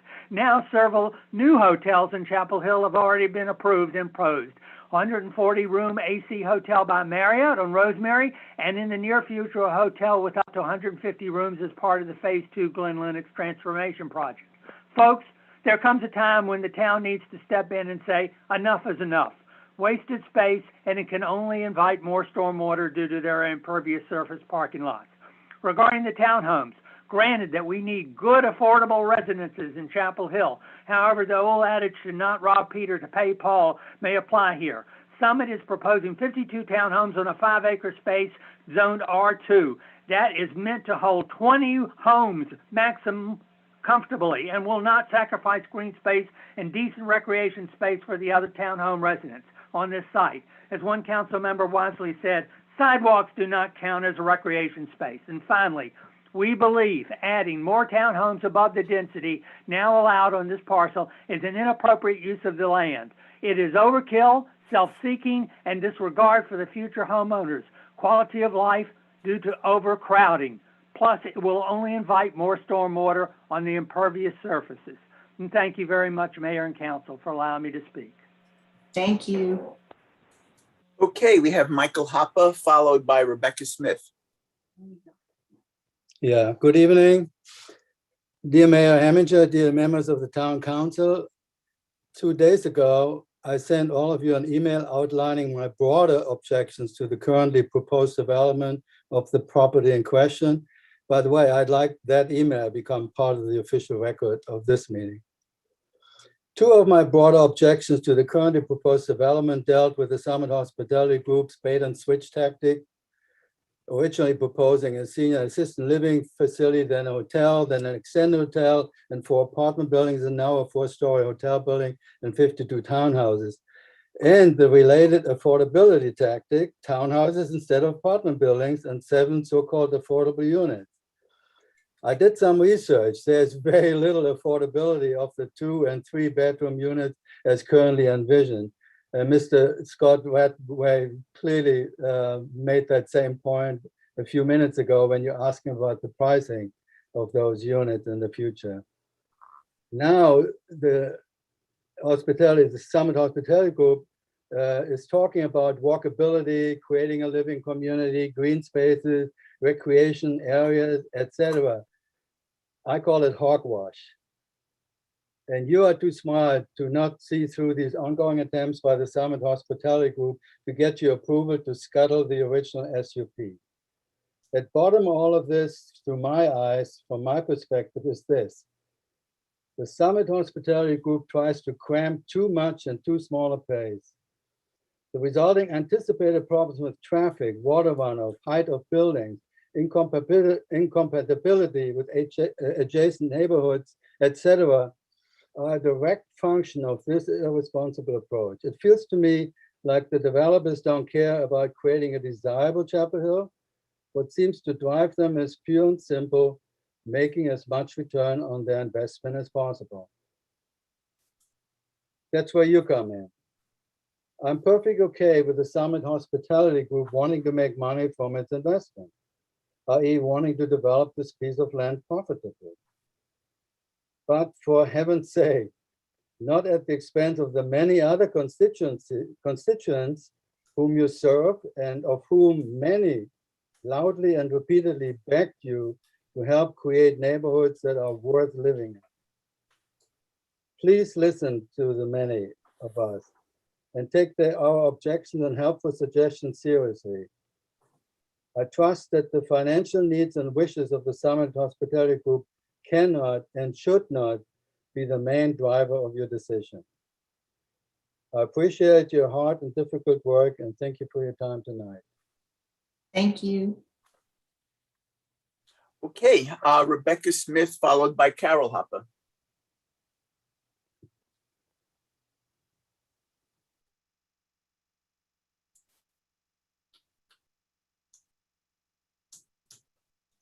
Would help to unmute myself, wouldn't it?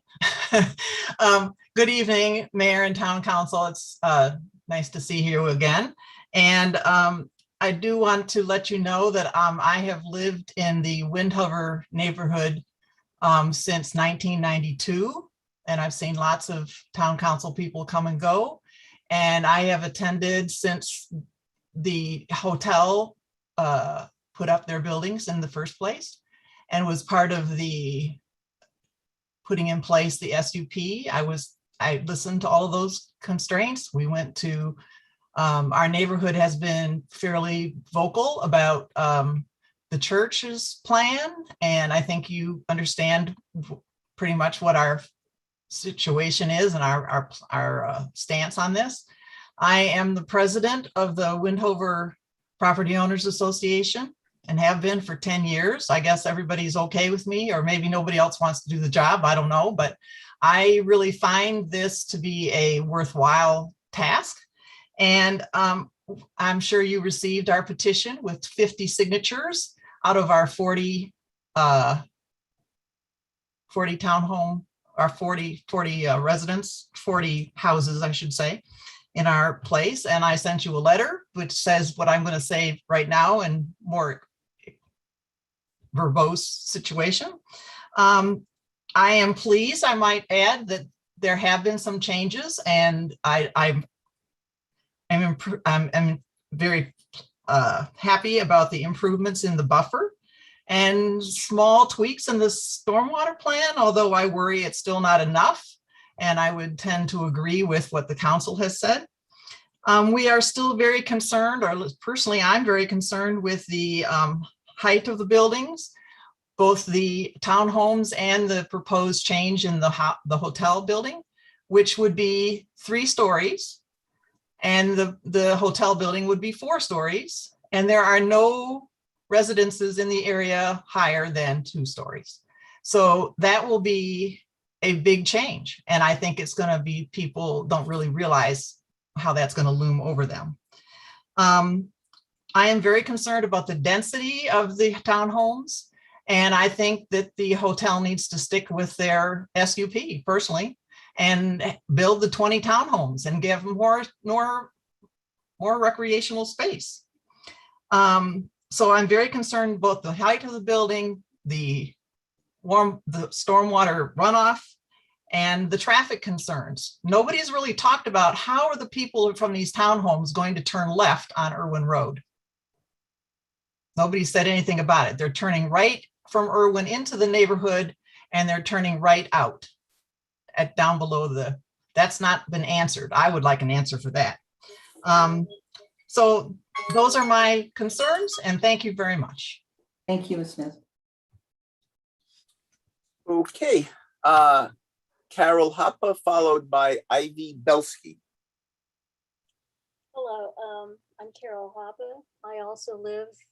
Can you speak a little louder or closer to the microphone so we can hear you? Thank you. Yeah. Sorry. Okay. I also live in the Windhover development on Windhover Drive, across Irwin Road from Old Oxford Road. And I've enjoyed living here for 13 years, except for the traffic. When I take a walk, I need to cross Irwin Road onto Old Oxford.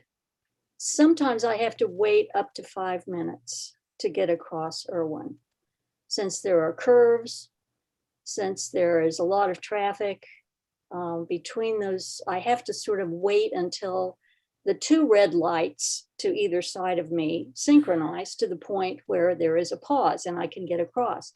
I'm 77 years old and I cannot sprint across that road the way I used to. On the other side, on Old Oxford, which I think will also be affected by this development, there are curves. There is no sidewalk except for 2 houses that have a sidewalk, which is usually full of brush, so that I'm constantly having to go from one side of the street to the other in order not to be seen by cars, oncoming cars around a curve. So there is an issue there with traffic. And when I think about all the cars that are going to be added with this development, I am really concerned. Thank you. Okay. Ivy Belsky, followed by Linda Brown. Hi, good evening. Thank you. I live on Woodbridge Lane, so this sort of development will directly affect me. I do have concerns about the stormwater runoff. At times, I've had to walk through 6 inches of water to get into my house when it's raining. So I know our HOA has done some improvements, but it's not completely resolved the issue. I'm glad that they are considering the swale. I think that could really help our street on Woodbridge Lane to kind of improve the stormwater issue. Thank you for listening. Thank you. Okay. Linda Brown, followed by Emily Johnson. Linda, you're muted. Thank you. Good evening. In a perfect world, I'd like to see the property at 101 to 111 Irwin Road remain the forest and pond that it is. But realistically, I know that sooner or later that land is going to be developed. And given the plans that have come before us before, this is one of the best ones. My concern is stormwater. So I'm here this evening to ask you to support construction of the proposed stormwater swale and the 100-foot buffer between the property to be developed on Irwin Road and the Summerfield Crossing community. During thunderstorms and/or sustained rain events, as stormwater flows from Irwin Road down to Woodbridge Road, Woodbridge becomes a river. In spite of recent improvements in stormwater infrastructure by the Summerfield Crossing HOA, homes are still threatened. The new development will increase impervious surface, making matters worse. The storms we get now often move much slower and therefore dump far much more water, thus overwhelming the capacity of the existing infrastructure and increasing the frequency of flooding. The proposed swale will handle at least 85% of the storm water originating from the new development and provide much needed protection from flooding for the residents of Woodbridge Lane. While the loss of trees is always undesirable, the trees in the buffer include very few large hardwoods and a far larger number of small saplings. A swale will be barely visible at that location, and replanting trees and shrubs along the swale will help store some of the water and reduce its flow. Unlike a pipe, a swale would require no maintenance. Please support the proposed plan for a swale. Thank you. Thank you. Okay. And as of this moment, our last speaker is Emily Johnson. Good evening. I am also I'm speaking from Windover Drive. From the Windover subdivision. I sent an email with my concerns to you yesterday, and those concerns are the same as those of my neighbours from the Windover side of the development. The traffic density on Irwin and down onto 15501. The turning lane from coming up off 15501, the U-turn up onto 155, we have to U-turn to go north on Irwin Road. That part of the road is extremely busy, particularly in the afternoons. It backs up from the Sage Road intersection. I'm concerned about the density of the development. If you put in as many townhomes as is currently being suggested, the junction is going to be under extremely heavy pressure. And it will be impossible mostly for us to, with traffic coming up the hill and coming down the hill, it's going to be very difficult for us in Windover to use Irwin Road. And if to go out onto the other side, out by Sage Road, it's also that junction out by the Lowe's junction is already at capacity as well, which a previous traffic study has for the Wegmans development has assessed. It's also a different study with regard to the pond itself. The town of Chapel Hill retained Dixon to do a sub-watershed study for the lower Booker Creek sub-watershed in 2018.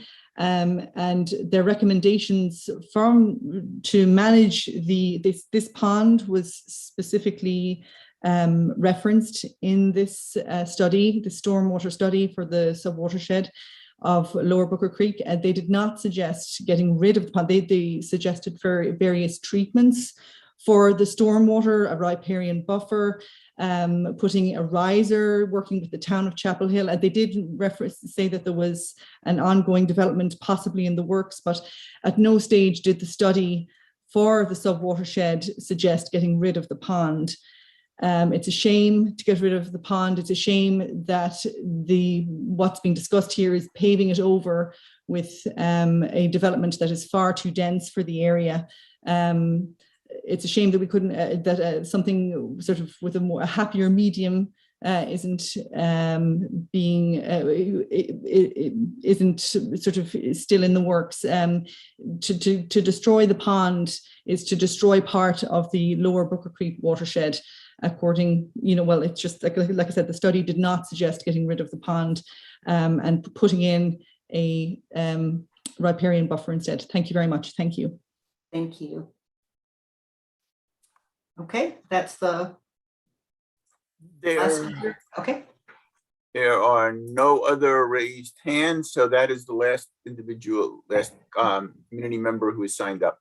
Well, thank you for your comments. Bring it back to council comments. This item is scheduled to return to us on October 13th. We've already heard some questions that you'd like responses to, but do you have comments at this time? Ms. Ryan? Yeah, thanks to everybody for all that. I'll try to be brief here. My first comment is I think that the swale looks like a good solution, seems to be practical. It seems to be supported by the neighbors. So my only request is that if we do decide to go that route, that we field site it, just to make sure that we're not plowing over mature hardwoods that we don't have to. I know the CDC in their report requested that they review and approve elevations. I would support that as well. And just as a note for staff, I think this issue comes back with a lot of applications. I think we need to decide once and for all what they're actually doing and codify that. The townhome site plan is still giving me some heartburn. Irwin Road is not as something I think of as super walkable or as kind of where my front door should be. So that's a little bit of a problem. The thing though more is with the internal circulation on the site, it really cuts up all the yards or places where kids could play and gives everybody there's a lot of road and very little place for folks to have right outside their homes. I know their 2 units are organized around kind of a central lawn, which I think works really well, but the rest of the buildings aren't. So I still have a little problem with that. I'm okay with the slope disturbances given that they're man-made. With the swale, if it installed, I assume that the property owners will be required to maintain it. There is maintenance with a swale. So, it periodically needs riprap, and if it's in the forest, you're gonna have to get branches out of it. And so we just need to make sure that we're specifying who's maintaining it. And again, I think you've got a pond here that there's an opportunity to make some amenity space, even if there's just a path around it or benches or something. But, little kids love to go out and look for frogs or see cattails, and just to make it a purely engineering structure, I think is a real lost opportunity. Those are my comments. Thank you. Okay. Anyone else? Ms. Stegman? Yeah, I'll be brief. I think there's been improvements since the last time. I agree with, the swale and the stormwater improvements, and the buffer improvements. I know that I appreciate also that we've heard really good things about your engagement with the neighbors, which not what we usually hear. So thank you for that. And, I like that there are townhomes that's in keeping with the flume. I do have concerns about it's not quite in keeping with some of our other strategies, connectivity and mobility. I think that side path is important. In terms of our climate action plan, I would be uncomfortable agreeing to more parking than is required. We're trying to get less parking. And I'd like to see covered bike storage, bike spaces. I really encourage bikeability. And I understand that the price of construction and materials, everything is really high right now. And that's out of your control, but I would love to see that price point come down somehow. I don't know how, but when we talk about missing middle, I think we're talking about a lower range per unit than what you're offering right now. So I think that's an important consideration. Thanks. Okay. Going once. Okay, Ms. Gu, then Mr. Boynton. Yeah, well, I think I studied the site both on the maps and also on the site. I feel like the stormwater is the most is my top concern. I think it's a very sensitive area. It's not only to the whole area, I think, is sensitive. There's several neighborhoods, both the single family neighborhoods and the townhome neighborhoods, and the ones that are right next to church. I think it is a very sloped area, which is the reason that contributes to a lot of stormwater issues that people are seeing. So I'm hoping that, well, I still have a lot of questions regarding the stormwater. I'm still trying to work out with both the staff and the applicant and trying to get a better understanding of that. And I'm open to all the ways that to address that issue, including that swell, if that really address the issue of that site. But I think it is a very sensitive site, especially given that we're going to increase so much more impervious surface and remove the pond. It's very significant disturbance from the climate change in the resilience point of view. It is something that we should avoid if there's any other ways to do that. And I agree with the the transit and the connectivity board about the need to leave a side pass easement. I think we should use all the opportunities that we have in this town, trying to create sometime in the now or in the future that will be less car dependent and it will be more safe, like for the seniors to be able to walk the community. When I was walking there, I just really do not think it's safe for anyone to walk in that area. So if we can do anything to improve the sidewalks or multimodal paths, I think this is a great opportunity. Every development should be considered as opportunity to build the connectivity and make it safer for people to walk around. And less dependent on cars. So the stormwater and the connectivity are the two most important concerns, and the transportation as a whole. My concerns now. Mr. Boynton. Yep, I'll be brief. So in regards to the, I think the ongoing discussions about an easement along Irwin, I certainly would favor an easement to accommodate a potential future greenway, and appreciate the point that Councilmember Stegman brought up earlier with respect to making sure that there's a mix of layouts for the affordable housing units. And as Ms. McDonald articulated, that is actually a part of our ordinance. So would love to see changes made in that regard. The swale also sounds promising. I said this before, but I do want to hear more about the Department of Environmental Quality's evaluation of the ponds. And also, I think it'd be worth hearing a bit more about traffic impacts as well, to get some clarity on that as well. Thanks. Okay. Anyone else? All right, well, I'll wrap up with a few comments and agree with a lot that's been said already. I do hear the concerns, and I'm the swale and the stormwater are huge concerns. And I'd like to know how long the swale would be. Are we talking the entire buffer length? Where are we talking? Because I saw the different water patterns there. So I think that needs to be specified before you come back about how long that would be, and sort of where it would be. I know that there was some discussion to be closer to the homeowners. I think we need to work that out because there's definitely the slope there. There's a slope and kind of a gentler slope and then a steeper slope coming back again. So I'm not the engineer, so I'd love to see that worked out. I know the side path is a really important issue for us for the connectivity all around town. So we definitely want to see that happen. And we do talk about the missing middle and just the different kinds of ways people are living. I do think this is one of the better proposals we've seen for this area. I'm so much happier to see missing middle and townhomes than I am for multifamily, and the density in this area is very different in the first place.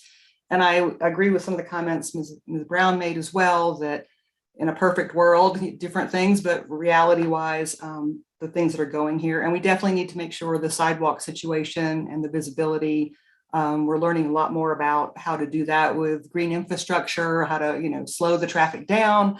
So maybe we could take a look at that as well. There might be some way to do something along the edge of the street there. I have seen the way cars fly around that curve. You've heard some other comments, and we will look to see questions answered before the next public hearing. All right. Do we have a motion to continue the public hearing? So moved. To October 13th is the date. It's been moved by Mr. Parker, second by Mr. Nguyen. Any more discussion of things that haven't been said already? Okay, roll call vote then, please. Mr. Parker? Aye. Ms. Anderson? Mr. Boyncy? Aye. Ms. Gu? Aye. Mr. Nguyen? I didn't hear you, but I think you said aye. Okay. Ms. Ryan? Aye. Ms. Stegman? Aye. And the mayor says aye as well. So Ms. Anderson, were you able to respond? Okay. So just to remind the public, it will come back on October 13th. So we thank you very much and appreciate the good discussion. All right. That brings us to item number 16, consider enacting changes to the town noise ordinance to clarify criminal penalties. Good evening, Mayor and Council. I'm Maurice Jones, Town Manager. We are here before you this evening to seek your approval to amend the noise ordinance to provide for some clarity for our law enforcement officials when they run into situations where violators of the ordinance refuse to end the offending behavior. As an example, just recently, officers were called to address a noise violation involving a large party and a live band. The folks who were violating the ordinance asked about the penalty for not complying. When they were told it was upwards of a $500 fine, the violators decided to take their chances with the fine. So it did not seem to influence their behavior at all. And so this amendment would give some discretion to the responding officers to use criminal penalties only if they deem necessary as a last resort to end the violation. The initial penalty would be a fine of some sort, but depending on the severity of the situation and whether or not the violator would respond by ceasing that behavior, they could charge for a criminal penalty. And we hope that it doesn't get to that point if they know that that's a possibility. So thankfully, these situations do not occur very often, and we do not believe it will result in a spike in charges. We do, however, believe the possibility of criminal penalties, which they would potentially face here and would only use in certain situations, would encourage folks to make the right decisions, to be responsive when they're told to stop exceeding the lawful noise levels. With that, I will take any questions that you may have. Mr. Parker, then Mr. Boyncy, then Ms. Stegman. Yeah, and this is really, I think, applies largely to commercial enterprises, bars and places of that type. Do we have the authority to just padlock a place if there is a bar, for example, that has repeated noise problems? There are some that I could name. Again, don't want to make it a cost of doing business, just, a couple of $100 for a place that's really doing a lot of business may not be too disturbing. But at what point, if any, does the town have the right to simply, issue a cease and desist order and padlock the establishment? Well, I think it's maybe have to check with Ian Anderson, our town attorney, about that. But We do have the ability after a series of violations, ongoing violations, to issue a cease and desist order. But I'm not sure you were talking about actually padlocking. I'm not sure at what point we would move in and do something like that. Usually people respond if we. But yeah, I was using padlock metaphorically. Yeah, if we more often than not, if we issue a cease and desist or explain to folks that that's coming, if they don't address the violation, they tend to address the issue. I can elaborate a little if you would like to, or if you, Sure. Okay. The ordinance as it exists and as it would exist if you enact the changes that are proposed tonight does allow us to get a court order under certain circumstances, that an injunction or an order of abatement. And in most cases, the court order would be accompanied by some right of the town to do what's necessary to make the noise stop. And that could include the proverbial padlock that you referred to in a more technical sense. So that is a possibility in extreme circumstances. And what's the, can that be done in a day? Does it take a week, a month, 6 months? I would say it's possible to seek that remedy in a matter of days. It's in the discretion. If it's a judicial remedy, it's in the discretion of the judge. But come to a judge with enough evidence, and it's a likely remedy. But it's not instantaneous, such that a law enforcement officer could do it on the spot. Thank you. Yes, sir. Mr. Boynton, then Ms. Stegman. Yep. One question. So, one thing you said, Mr. Jones, about discretion that officers would have. I'm just wondering, would there be some kind of very clear guidance or protocol created for officers in determining when to assess a civil penalty versus criminal? Absolutely. I think that's vitally important.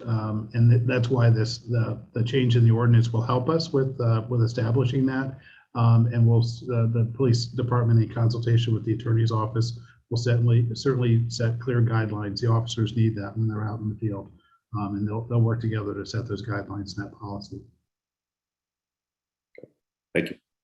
I just wanted to share too, sorry to jump in here. We're talking about a situation where they would always still give a warning to begin with. We wouldn't run in ever and just fine or make it a criminal charge at the very first. We always go in and do the warning. And it's when they have to come back again, if it's not remedied, that next steps would be taken. But there's always a warning at first, just to make sure people understand we're not talking about responding in that kind of manner on the first phone call for a loud noise. Just want to be clear. Ms. Stegman? Thanks. Just a couple of questions. So when we say having the option for a criminal penalty, what are the potential penalties? Well, I believe it starts at a $25 fine is the initial, and it can go up to $250 to $500. And then the ultimate penalty would be upwards of 10 days in jail. But we don't believe that would ever happen. Right. So how is it different civilly and criminally, like with the recent situation, calling it, like having it be in the criminal bucket, which clearly not a legal term, does that give the police the ability to try and at least, I don't know exactly how far police can go, and they're saying, shut down a party, turn it off, and they just say no, which is more or less, I think, what was happening. How does making it criminal, how would that scenario change if it was criminal, option of criminal? Well, the way we've crafted this is it would, well, let me take a step back. Based on what we've heard and experienced, we believe just the threat of potential criminal charges is much more of a deterrent for some folks, right, than financial penalties. Especially in that one situation, I believe it was a party where they'd already spent a significant amount of money on the party.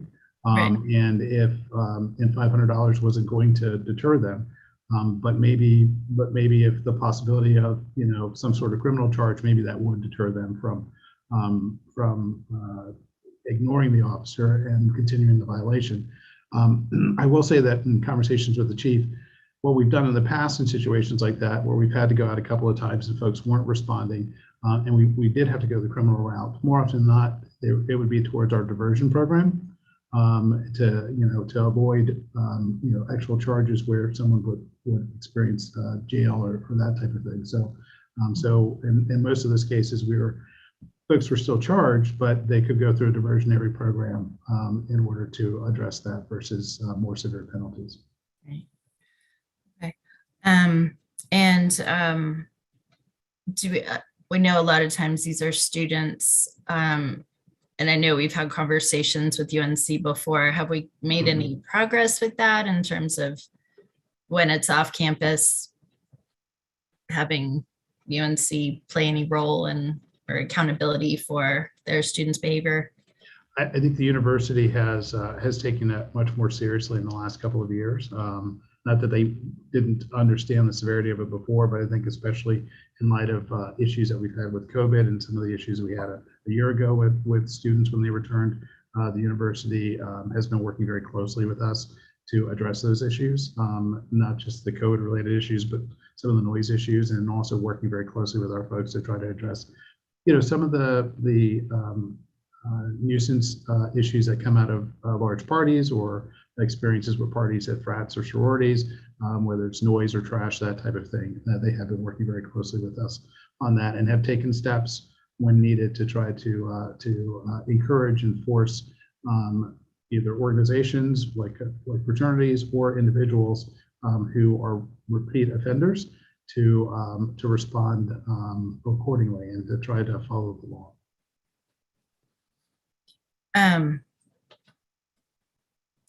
My last question. When there are repeat offenders like that, do we keep track of that? Do we not issue noise permits to repeat offenders, that kind of thing? Do we? We certainly have that as an option. Penalties or? And we can increase the penalties after a couple of violations as well. Okay. Thank you. Sure. Any other clarifying questions? Anyone from the public wishing to speak on this item? Mr. Parker, No, there is not. Okay. I'll bring it back for council comments, but I will start you off because this came in over that, not last weekend, but the weekend before, this large party. They offered just to write a check to have the police come. There was a first visit with a warning. Apparently the music was loud enough. Neighbors were calling from all over the neighborhood saying their windows were rattling. And we know people like to have parties, but it had gone on quite long. I mean, if you live in the downtown area, you're used to having extra noises, but apparently it was unclear to our public safety officers and to the public what was there any right to stop it? Could they just write a check and then we would go away? So that was not the intention, right? So our police department needs some clarity on that. So Ms. Anderson drafted some clarifying language and ran it through the chief as well. And then we've had UNC at the table for these discussions as well. And during COVID, we came up with a better practice of relaying citations over to UNC Office of Student Conduct, and they've been working with party registration processes. So there's been a lot more work done. But we do know people were excited to come back together in person, and it spurred some loud activities, I guess. So we're trying to figure out a way to find that balance. So this just gives teeth. I don't know that the practice will change that much because, like I said, we always go and give a warning at first, and we're not worried about small neighborhood gatherings kind of things. We're worried about the big, very noisy, disruptive kinds of parties. So. All right. Other comments from folks?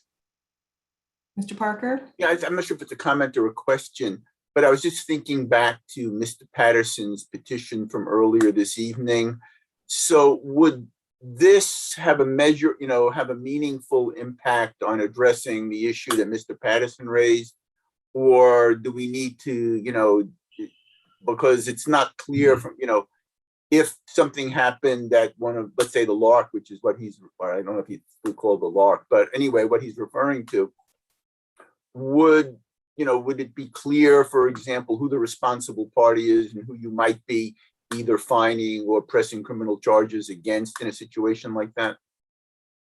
I think that's a different issue. We are investigating. We've had conversations with both Mr. Patterson and also with folks from the Lark to get some clarity there. I don't know if Ms. Anderson wants to talk a little bit more about the legal side, but I believe there are really two different issues that are at play here. When it comes to criminal law, there's not much that you can do by ordinance to sort of dictate who a responsible party is in terms of criminal intent. And there's a lot of underlying common law there.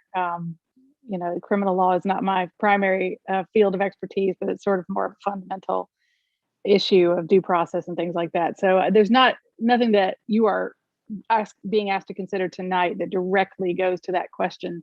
But I think the ordinance as already drafted, as it already exists, speaks to folks who are making the noise, allowing the noise to continue, or responsible for noise levels on the property. And so it encompasses owners of property in a lot of situations already, I think. If there's no further comments, is there a motion? I move 03. Second. Been moved by Mr. Parker, second by Ms. Stegman. Any comments that haven't been shared? All right, roll call vote then, please. Mr. Parker? Aye. Ms. Anderson? Aye. Mr. Boincy? Aye. Ms. Gu? Aye. Mr. Nguyen? Aye. Ms. Ryan? Aye. Ms. Stegman? Aye. And the mayor says aye as well. Mr. Jones and Ms. Anderson, please thank the chief and everyone who worked together to pull this together quickly. And I will communicate back with the neighbors who could not be here this evening that they were. Thank you, Mayor. Thank you, Council. Thank you and good luck with that. All right. We hope for positive results. That brings us to item number 17, please. Authorize the Stormwater Management Utility Advisory Board to review qualifying concept plans. Ms. Burke, I see you put your video on. Are you helping us with this tonight? Yes, I am. Thank you.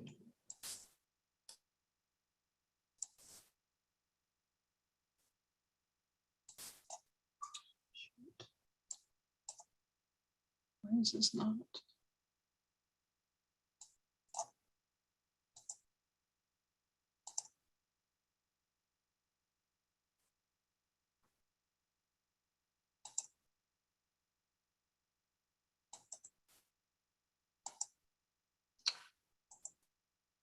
Okay.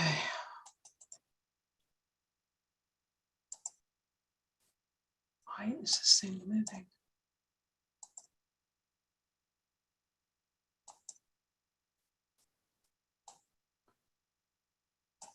Okay, good evening, Mayor and Council.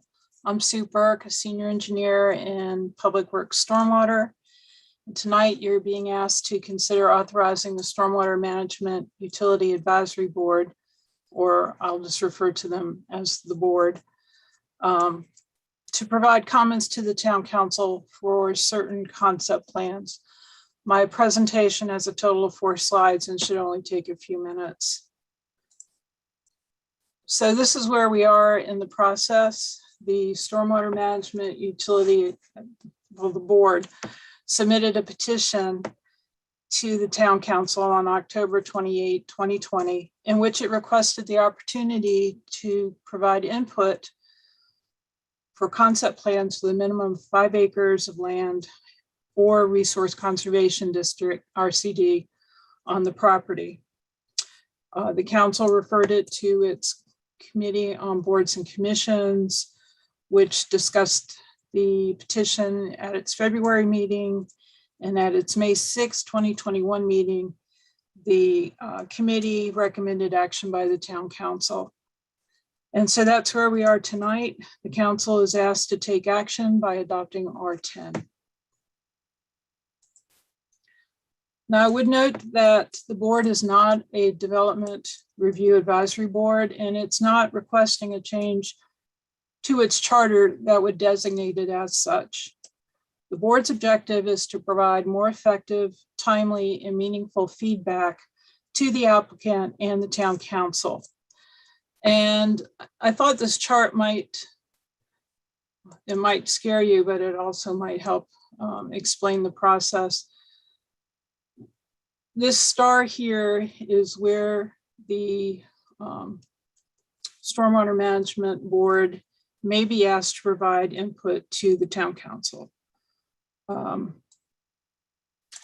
Past instances have included a recommendation by maybe another advisory board, or a request from a resident, or a response to received comments at the public hearing. As you can see, it's pretty far down in the process. The applicant has already gone through a concept plan, through revisions, submitted a formal application, held a public information meeting, revised the application, submitted the revised application, and then it may only be here where the Stormwater Advisory Board would be asked for input. And at this point, the site and utilities are set. And so it's often too late in the design process for the board to provide meaningful recommendations to improve stormwater management and riparian buffer protection for the site. This blue star is where the Stormwater Management Board would like to provide input. Comments would be more substantive and timely, allowing the applicant to consider them before the formal application is made. So the recommendation before you tonight is the council adopts R10, which would authorize the Stormwater Management Utility Advisory Board to provide comments on concept plans for projects with a minimum of 5 acres of gross land area or that contain RCD on the project site, and then also authorizing the town manager to update the concept plan review application forms. I'm happy to answer any questions. Thank you. You can bring us back to full screen. Are there clarifying questions, council members? Mr. Parker? Yeah, I just want, if you wouldn't mind refreshing my memory, Ms. Burke. I just, at the May 6th meeting of the board, the Council Committee on Boards and Commissions, my recollection is that you, on behalf of the stormwater staff, were recommending this, and that the stormwater staff, in addition to the advisory board, thought that this was a good idea. And I just wanted to make sure I was remembering that correctly. The stormwater staff really doesn't have an opinion necessarily. It's about the advisory board's role. It's as you know, the staff, town staff, do not review concept plans. So this is really looking at giving the Stormwater Advisory Board the opportunity to provide input where it can do the most good at the beginning of the design process, as opposed to at the end of the design process. So just to ask you a hypothetical, which you may not feel comfortable addressing, if the stormwater staff were to have the ability to review a project at the concept plan stage, which I know you don't now have, and I am not necessarily suggesting would be given to you, would you still think, or would the stormwater advisory board's review at that point still make sense? I really can't answer that question. I don't know. Sometimes, you know, hearing comments or recommendations or input from someone other than town staff is more helpful to the council.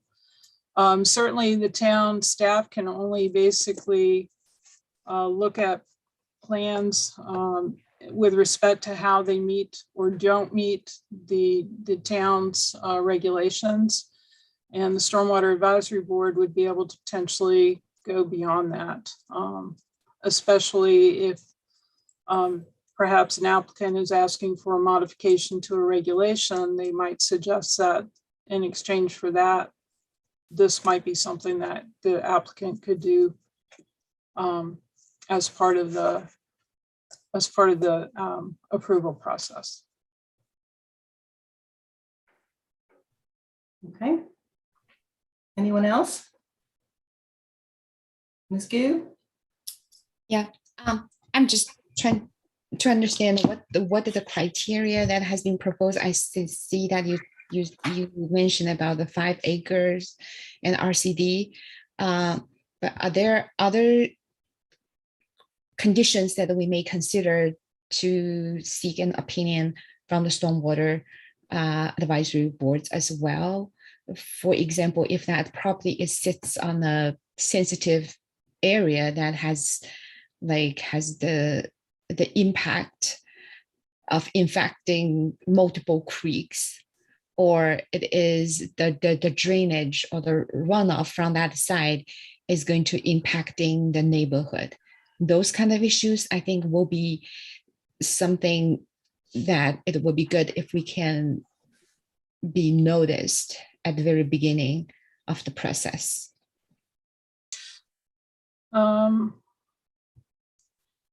Again, what staff is reviewing the project against is the adopted regulations, and so a project can't increase the peak flow rate from the site. So there should not be,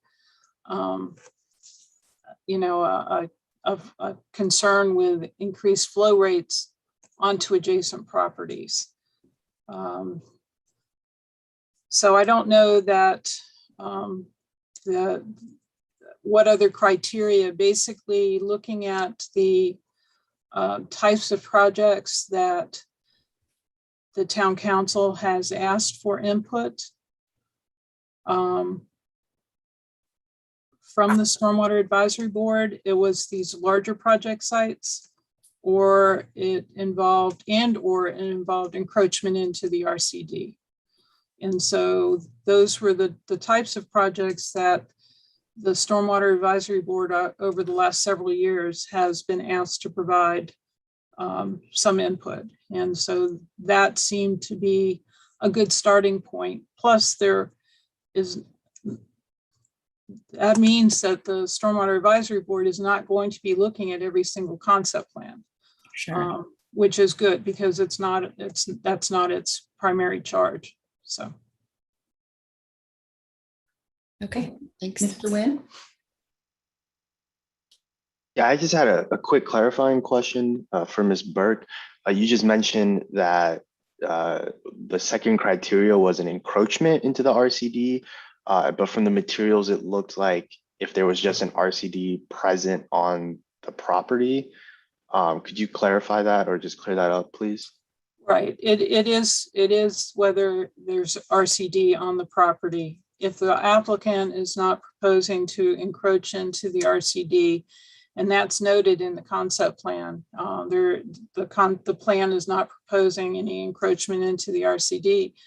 I believe the Stormwater Advisory Board's recommendation to the council, or its comments to the council, would be that this applicant is not proposing to encroach in the RCD, and the Stormwater Advisory Board strongly supports that type of approach. So there wouldn't be much of a review required, or it's not necessarily a review, but a check of the project for that. Gotcha. But you're saying it would still, under this proposal, go to the board? Yes, sir. Okay. Thank you. Ms. Stegman? Just want to clarify from your conversations with the board, their request was to, for within the criteria we've talked about, they want to review, they'd like to be involved early instead of later. Not Yes, both. ma'am. So it's sort of in place of coming in towards the end when council is at a decision point or nearing a decision point. So it's Exactly. It's very difficult for the applicant to suddenly have to rearrange their whole site plan. It's very costly, and and the other part of it too then is council may have competing interests that it needs to balance. So again, if it can be pointed out to the council in advance, then you have that much more information to work with as you're going through your review process. Okay, thank you. Okay. Is there anyone from the public wishing to speak on this item? There is not. Okay, come back to council for comments. Ms. Ryan, then Mr. Parker. Thanks for everybody who's worked on this. I think it's a great idea. I know that staff doesn't have the time or manpower to be doing early reviews like this, and especially for something like stormwater, which depends so much on the site infrastructure and things that get really baked into the project early on. I think the opportunity for us to have information from people who are experts in this would be extremely valuable to me. I think it's also valuable for the developer because it saves them from getting to council, going through all this process, thinking something's okay, and then we hear from somebody and say, well, wait a minute, we don't like that, right? I think we need to be giving those comments really early on. So I'm really appreciative that the board will take this on. I think that they have appropriately limited themselves in what they will review. And so I'm happy with the proposal as it stands. Parker? Yeah, just reflecting back in the spring, a number of us submitted a petition, requesting that all of our stormwater regulations be, comprehensively reviewed and as necessary modified, pre-LUMO rewrite, given that stormwater is really so important, and becoming ever more important given climate change. So the only thing I would suggest is, assuming we pass this tonight, and I imagine we will, that as part of that comprehensive review of stormwater, it will either happen in advance of or as part of the LUMO rewrite, we just double back and make sure that this is, working well, or maybe there's even a better way of doing things when we look at it. But, really trying to create a holistic approach to stormwater rather than sort of, not to use a bad metaphor, plugging holes in dikes all the time. Ms. Anderson and Ms. Stegman? Yeah, I just really appreciate this work. I think it's really important that we get this this information baked in earlier on. And so thank you for coming forward with this. Ms. Stegman? So my interest in this, I absolutely agree with, getting the input early and understand that seems better for the whole process to me. I'm coming at this from just an awareness that we all have that our review process is expensive as it is. Every time an applicant has to go back to a board, it adds cost for the preparation for the time, and that cost is passed on in the price of housing. And so that's what I want to avoid. So I think what we are doing will actually help with that, and for all the reasons that my colleagues have described in terms of getting that input earlier, as well as Ms. Burke. So I hope that we can try this and hopefully it will work the way we're envisioning, and it will keep us from sending applicants to the board late in the process, which I do think is time consuming for everyone and expensive. And it's ultimately the residents of that future housing that pay that price. So I'm excited to try this and hope that it achieves that goal. Thanks. Okay, I'll just add my thank yous to the staff and everyone who worked on this and our stormwater board who brought it forward to us as a offer to help with the process because they saw the same struggles we were having where the project was already pretty well baked before they got to have input. So Ms. Gu, did you have something to add to that? Yeah, well, I'm just hoping, well, I think I agree with everyone said that it's the right direction. We're trying to push this front load, those the key considerations we know it's going to coming up during the evaluation process. I'm just hoping that if I'm agree that we can starting from here, from the size of the project and the RCD, but I'm hoping that somehow we can figure out a way to just sound some early signal, say there is stormwater issue. I don't know what criterion to use at this time, but I'm open to the suggestions from the Stormwater Board and say if there is anything that we can sound some early signal, say there is stormwater issue. And then I think if we can address that early on, I think that would be the best. Mr. Nguyen? Yeah, I'm supportive of this as well. And I just wanted to echo something that Councilmember Parker was saying about, checking in to see how this is working out for us. And as a part of I believe in the staff answers that we got, that staff mentioned like the concept revamp was going to be like a 2-year project starting in 2022, which seems, pretty far out. So just wanted to see if we could do like an earlier, maybe 1-year check-in on this just to see how it was going.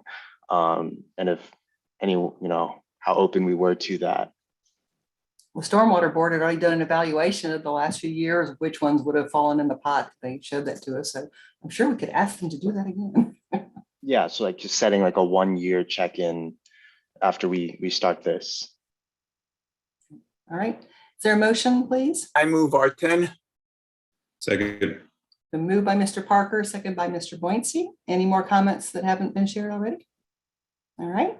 Roll call vote. Mr. Parker? Aye. Ms. Anderson? Aye. Mr. Boyncy? Aye. Ms. Gu? Aye. Mr. Nguyen? Aye. Ms. Ryan? Aye. Ms. Stegman? Aye.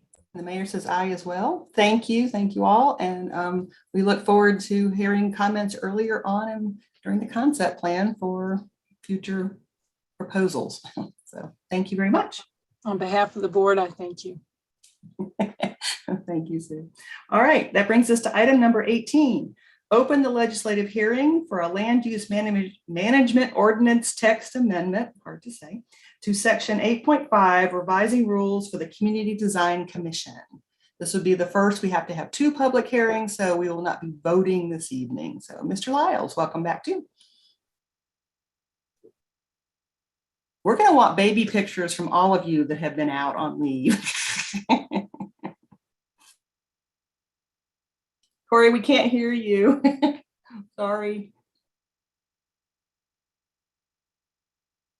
You're not muted, but I can't hear you. We can hear you.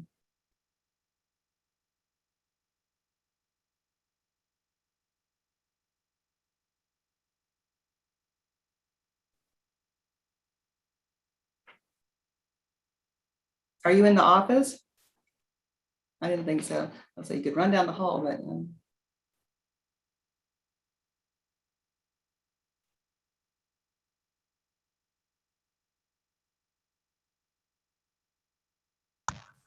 Corey, could you try calling in on your phone and using the phone for whatever need be? Or maybe we could just read the slides as you go along. Why don't you do your presentation while you're like, just show us the slides and we'll come back. We can't hear you now, sorry.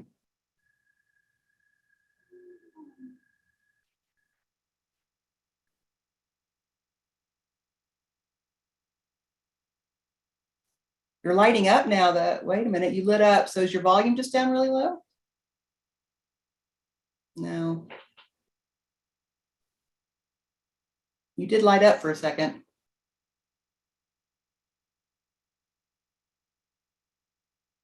Colleen, can you talk it if he puts the slides up? Okay. I was going to say, I have the slides. I can try and read through his notes. It will not be as well done as Corey. I think we're good. It's only the first of the public hearings and it's not a very long presentation. All right, Corey, was Colleen going to share? Are you going to share? Who's sharing the slides? Grab it.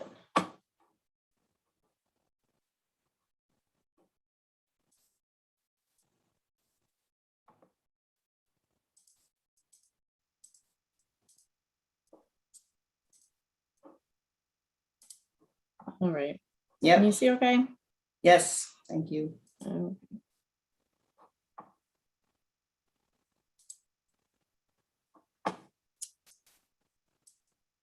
This. It's not really in presentation mode, but we're good. Just go Is it? ahead. Just go Okay. ahead. We're fine. Sorry about that. That's no problem. So yes, so before you this evening, we are talking about the CDC membership rules, which you received a petition about, I believe, last spring, and our recommendation. Oh, is it okay? Hi, can you hear me? Yes. Oh, we can hear you. Good job. Rick is leave and come back. Okay. I'm going to Take over. Apologies for the difficulties. You'd think this far into virtual meetings. It's it would all just work. how we're good. All right. So it looks like Colleen, and hello, my name is Corey Lyles with the planning department. And it looks like Colleen was getting us started with a recommendation. We just have a few slides on this, about 5 minutes to share about a proposal to consider revising rules of the Community Design Commission, and recommend that you open the hearing and receive comments tonight and then continue the hearing to October 13th. This stems out of a petition that CDC made to council back in February. It was referred to the Council Committee on Boards and Commissions, who thought it warranted consideration by the full council. And so you all initiated a process in March to work through this text amendment. And so we are here at the hearing before some of the final steps.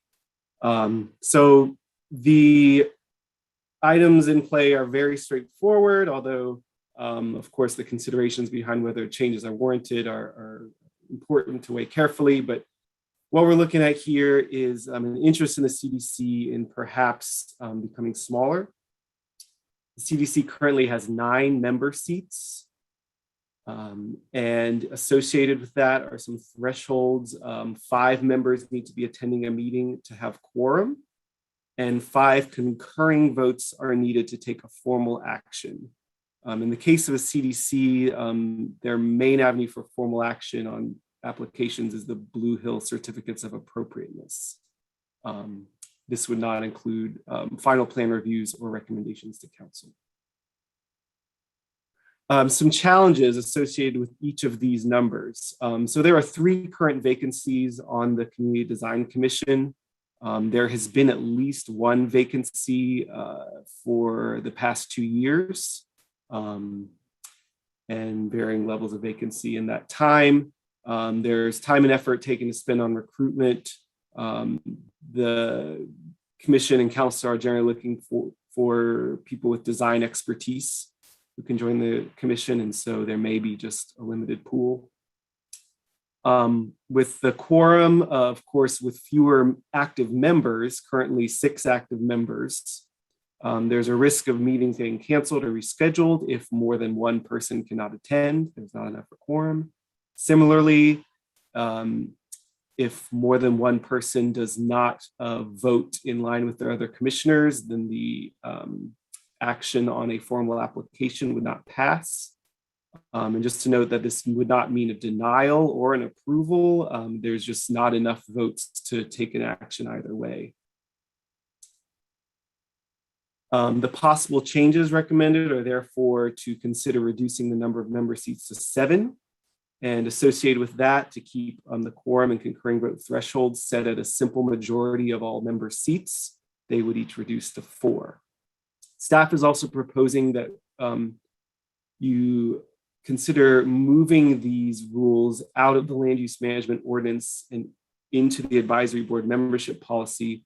Some of this information is found in both places. And so there's a risk of any changes resulting in inconsistency, and there's duplication created. And by choosing the advisory board membership policy, the procedure for doing any further updates to these policies, if that becomes of interest in the future, that procedure is simpler when they're housed in that policy. The Community Design Commission reviewed this proposal at their August 24th meeting, and they did recommend approval of the possible changes as presented. We are going to the Planning Commission next week, and council will have opportunity to hear their recommendation before this when this comes back to you for action. And so here again is our recommendation, and I'm happy to answer any questions. Thank you, and nice to hear you. Okay. Council members, clarifying questions? Okay, or is anyone from the public wishing to speak on this item? Negative. Okay.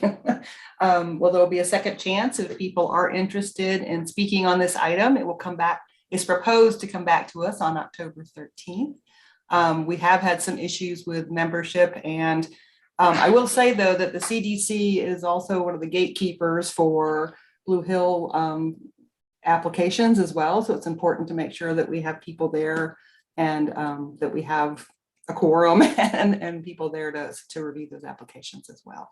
So any other comments then back from council, Ms. Ryan and Ms. Anderson?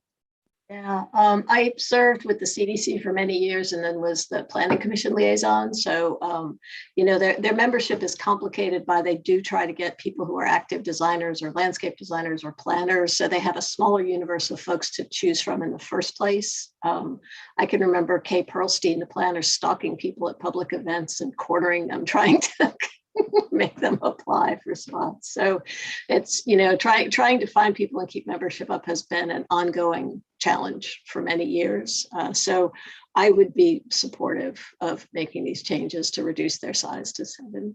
And I think also putting it into the membership policy. I know several years ago, maybe 5, no, probably 7 or 8 years ago, the town did a big overhaul of the advisory board policies and got a lot of it out of the LUMO. I don't know how this stayed in, but we did, the town did move a lot of stuff over there just because it makes changing the policies much, much simpler. So I would support that as well.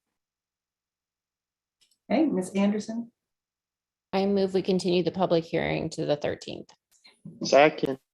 Moved by Ms. Anderson, second by Mr. Nguyen. Are there other comments that haven't been shared? All right, roll call vote then. Mr. Parker? Aye. Ms. Anderson? Aye. Mr. Blanksey? Aye. Ms. Gu? Aye. Mr. Nguyen? Aye. Ms. Ryan? Aye. Ms. Stegman? And the mayor says aye as well. So this was continued on to October 13th. Thank you for presentation. That is all on our agenda tonight, folks. We did a really good job getting through 18 items. I'm impressed. Thank you. Also a false sense to people who are Shows the power. It shows the council. power of the consent agenda. Oh, we like that. And the power of our staff working really, really hard to work this summer and get things in shape. You'll see several more things happening like that to help make our meetings more efficient. So it's all good. All right. A friendly reminder that we do not have CCS is next Friday, not this Friday. It will be virtual. The town has a town holiday on Monday for Labor Day Monday, so there will not be town services on Monday. So everyone be safe, and we will see you next week, if not before. Meeting Good night, everybody. Good job. Good night, everybody.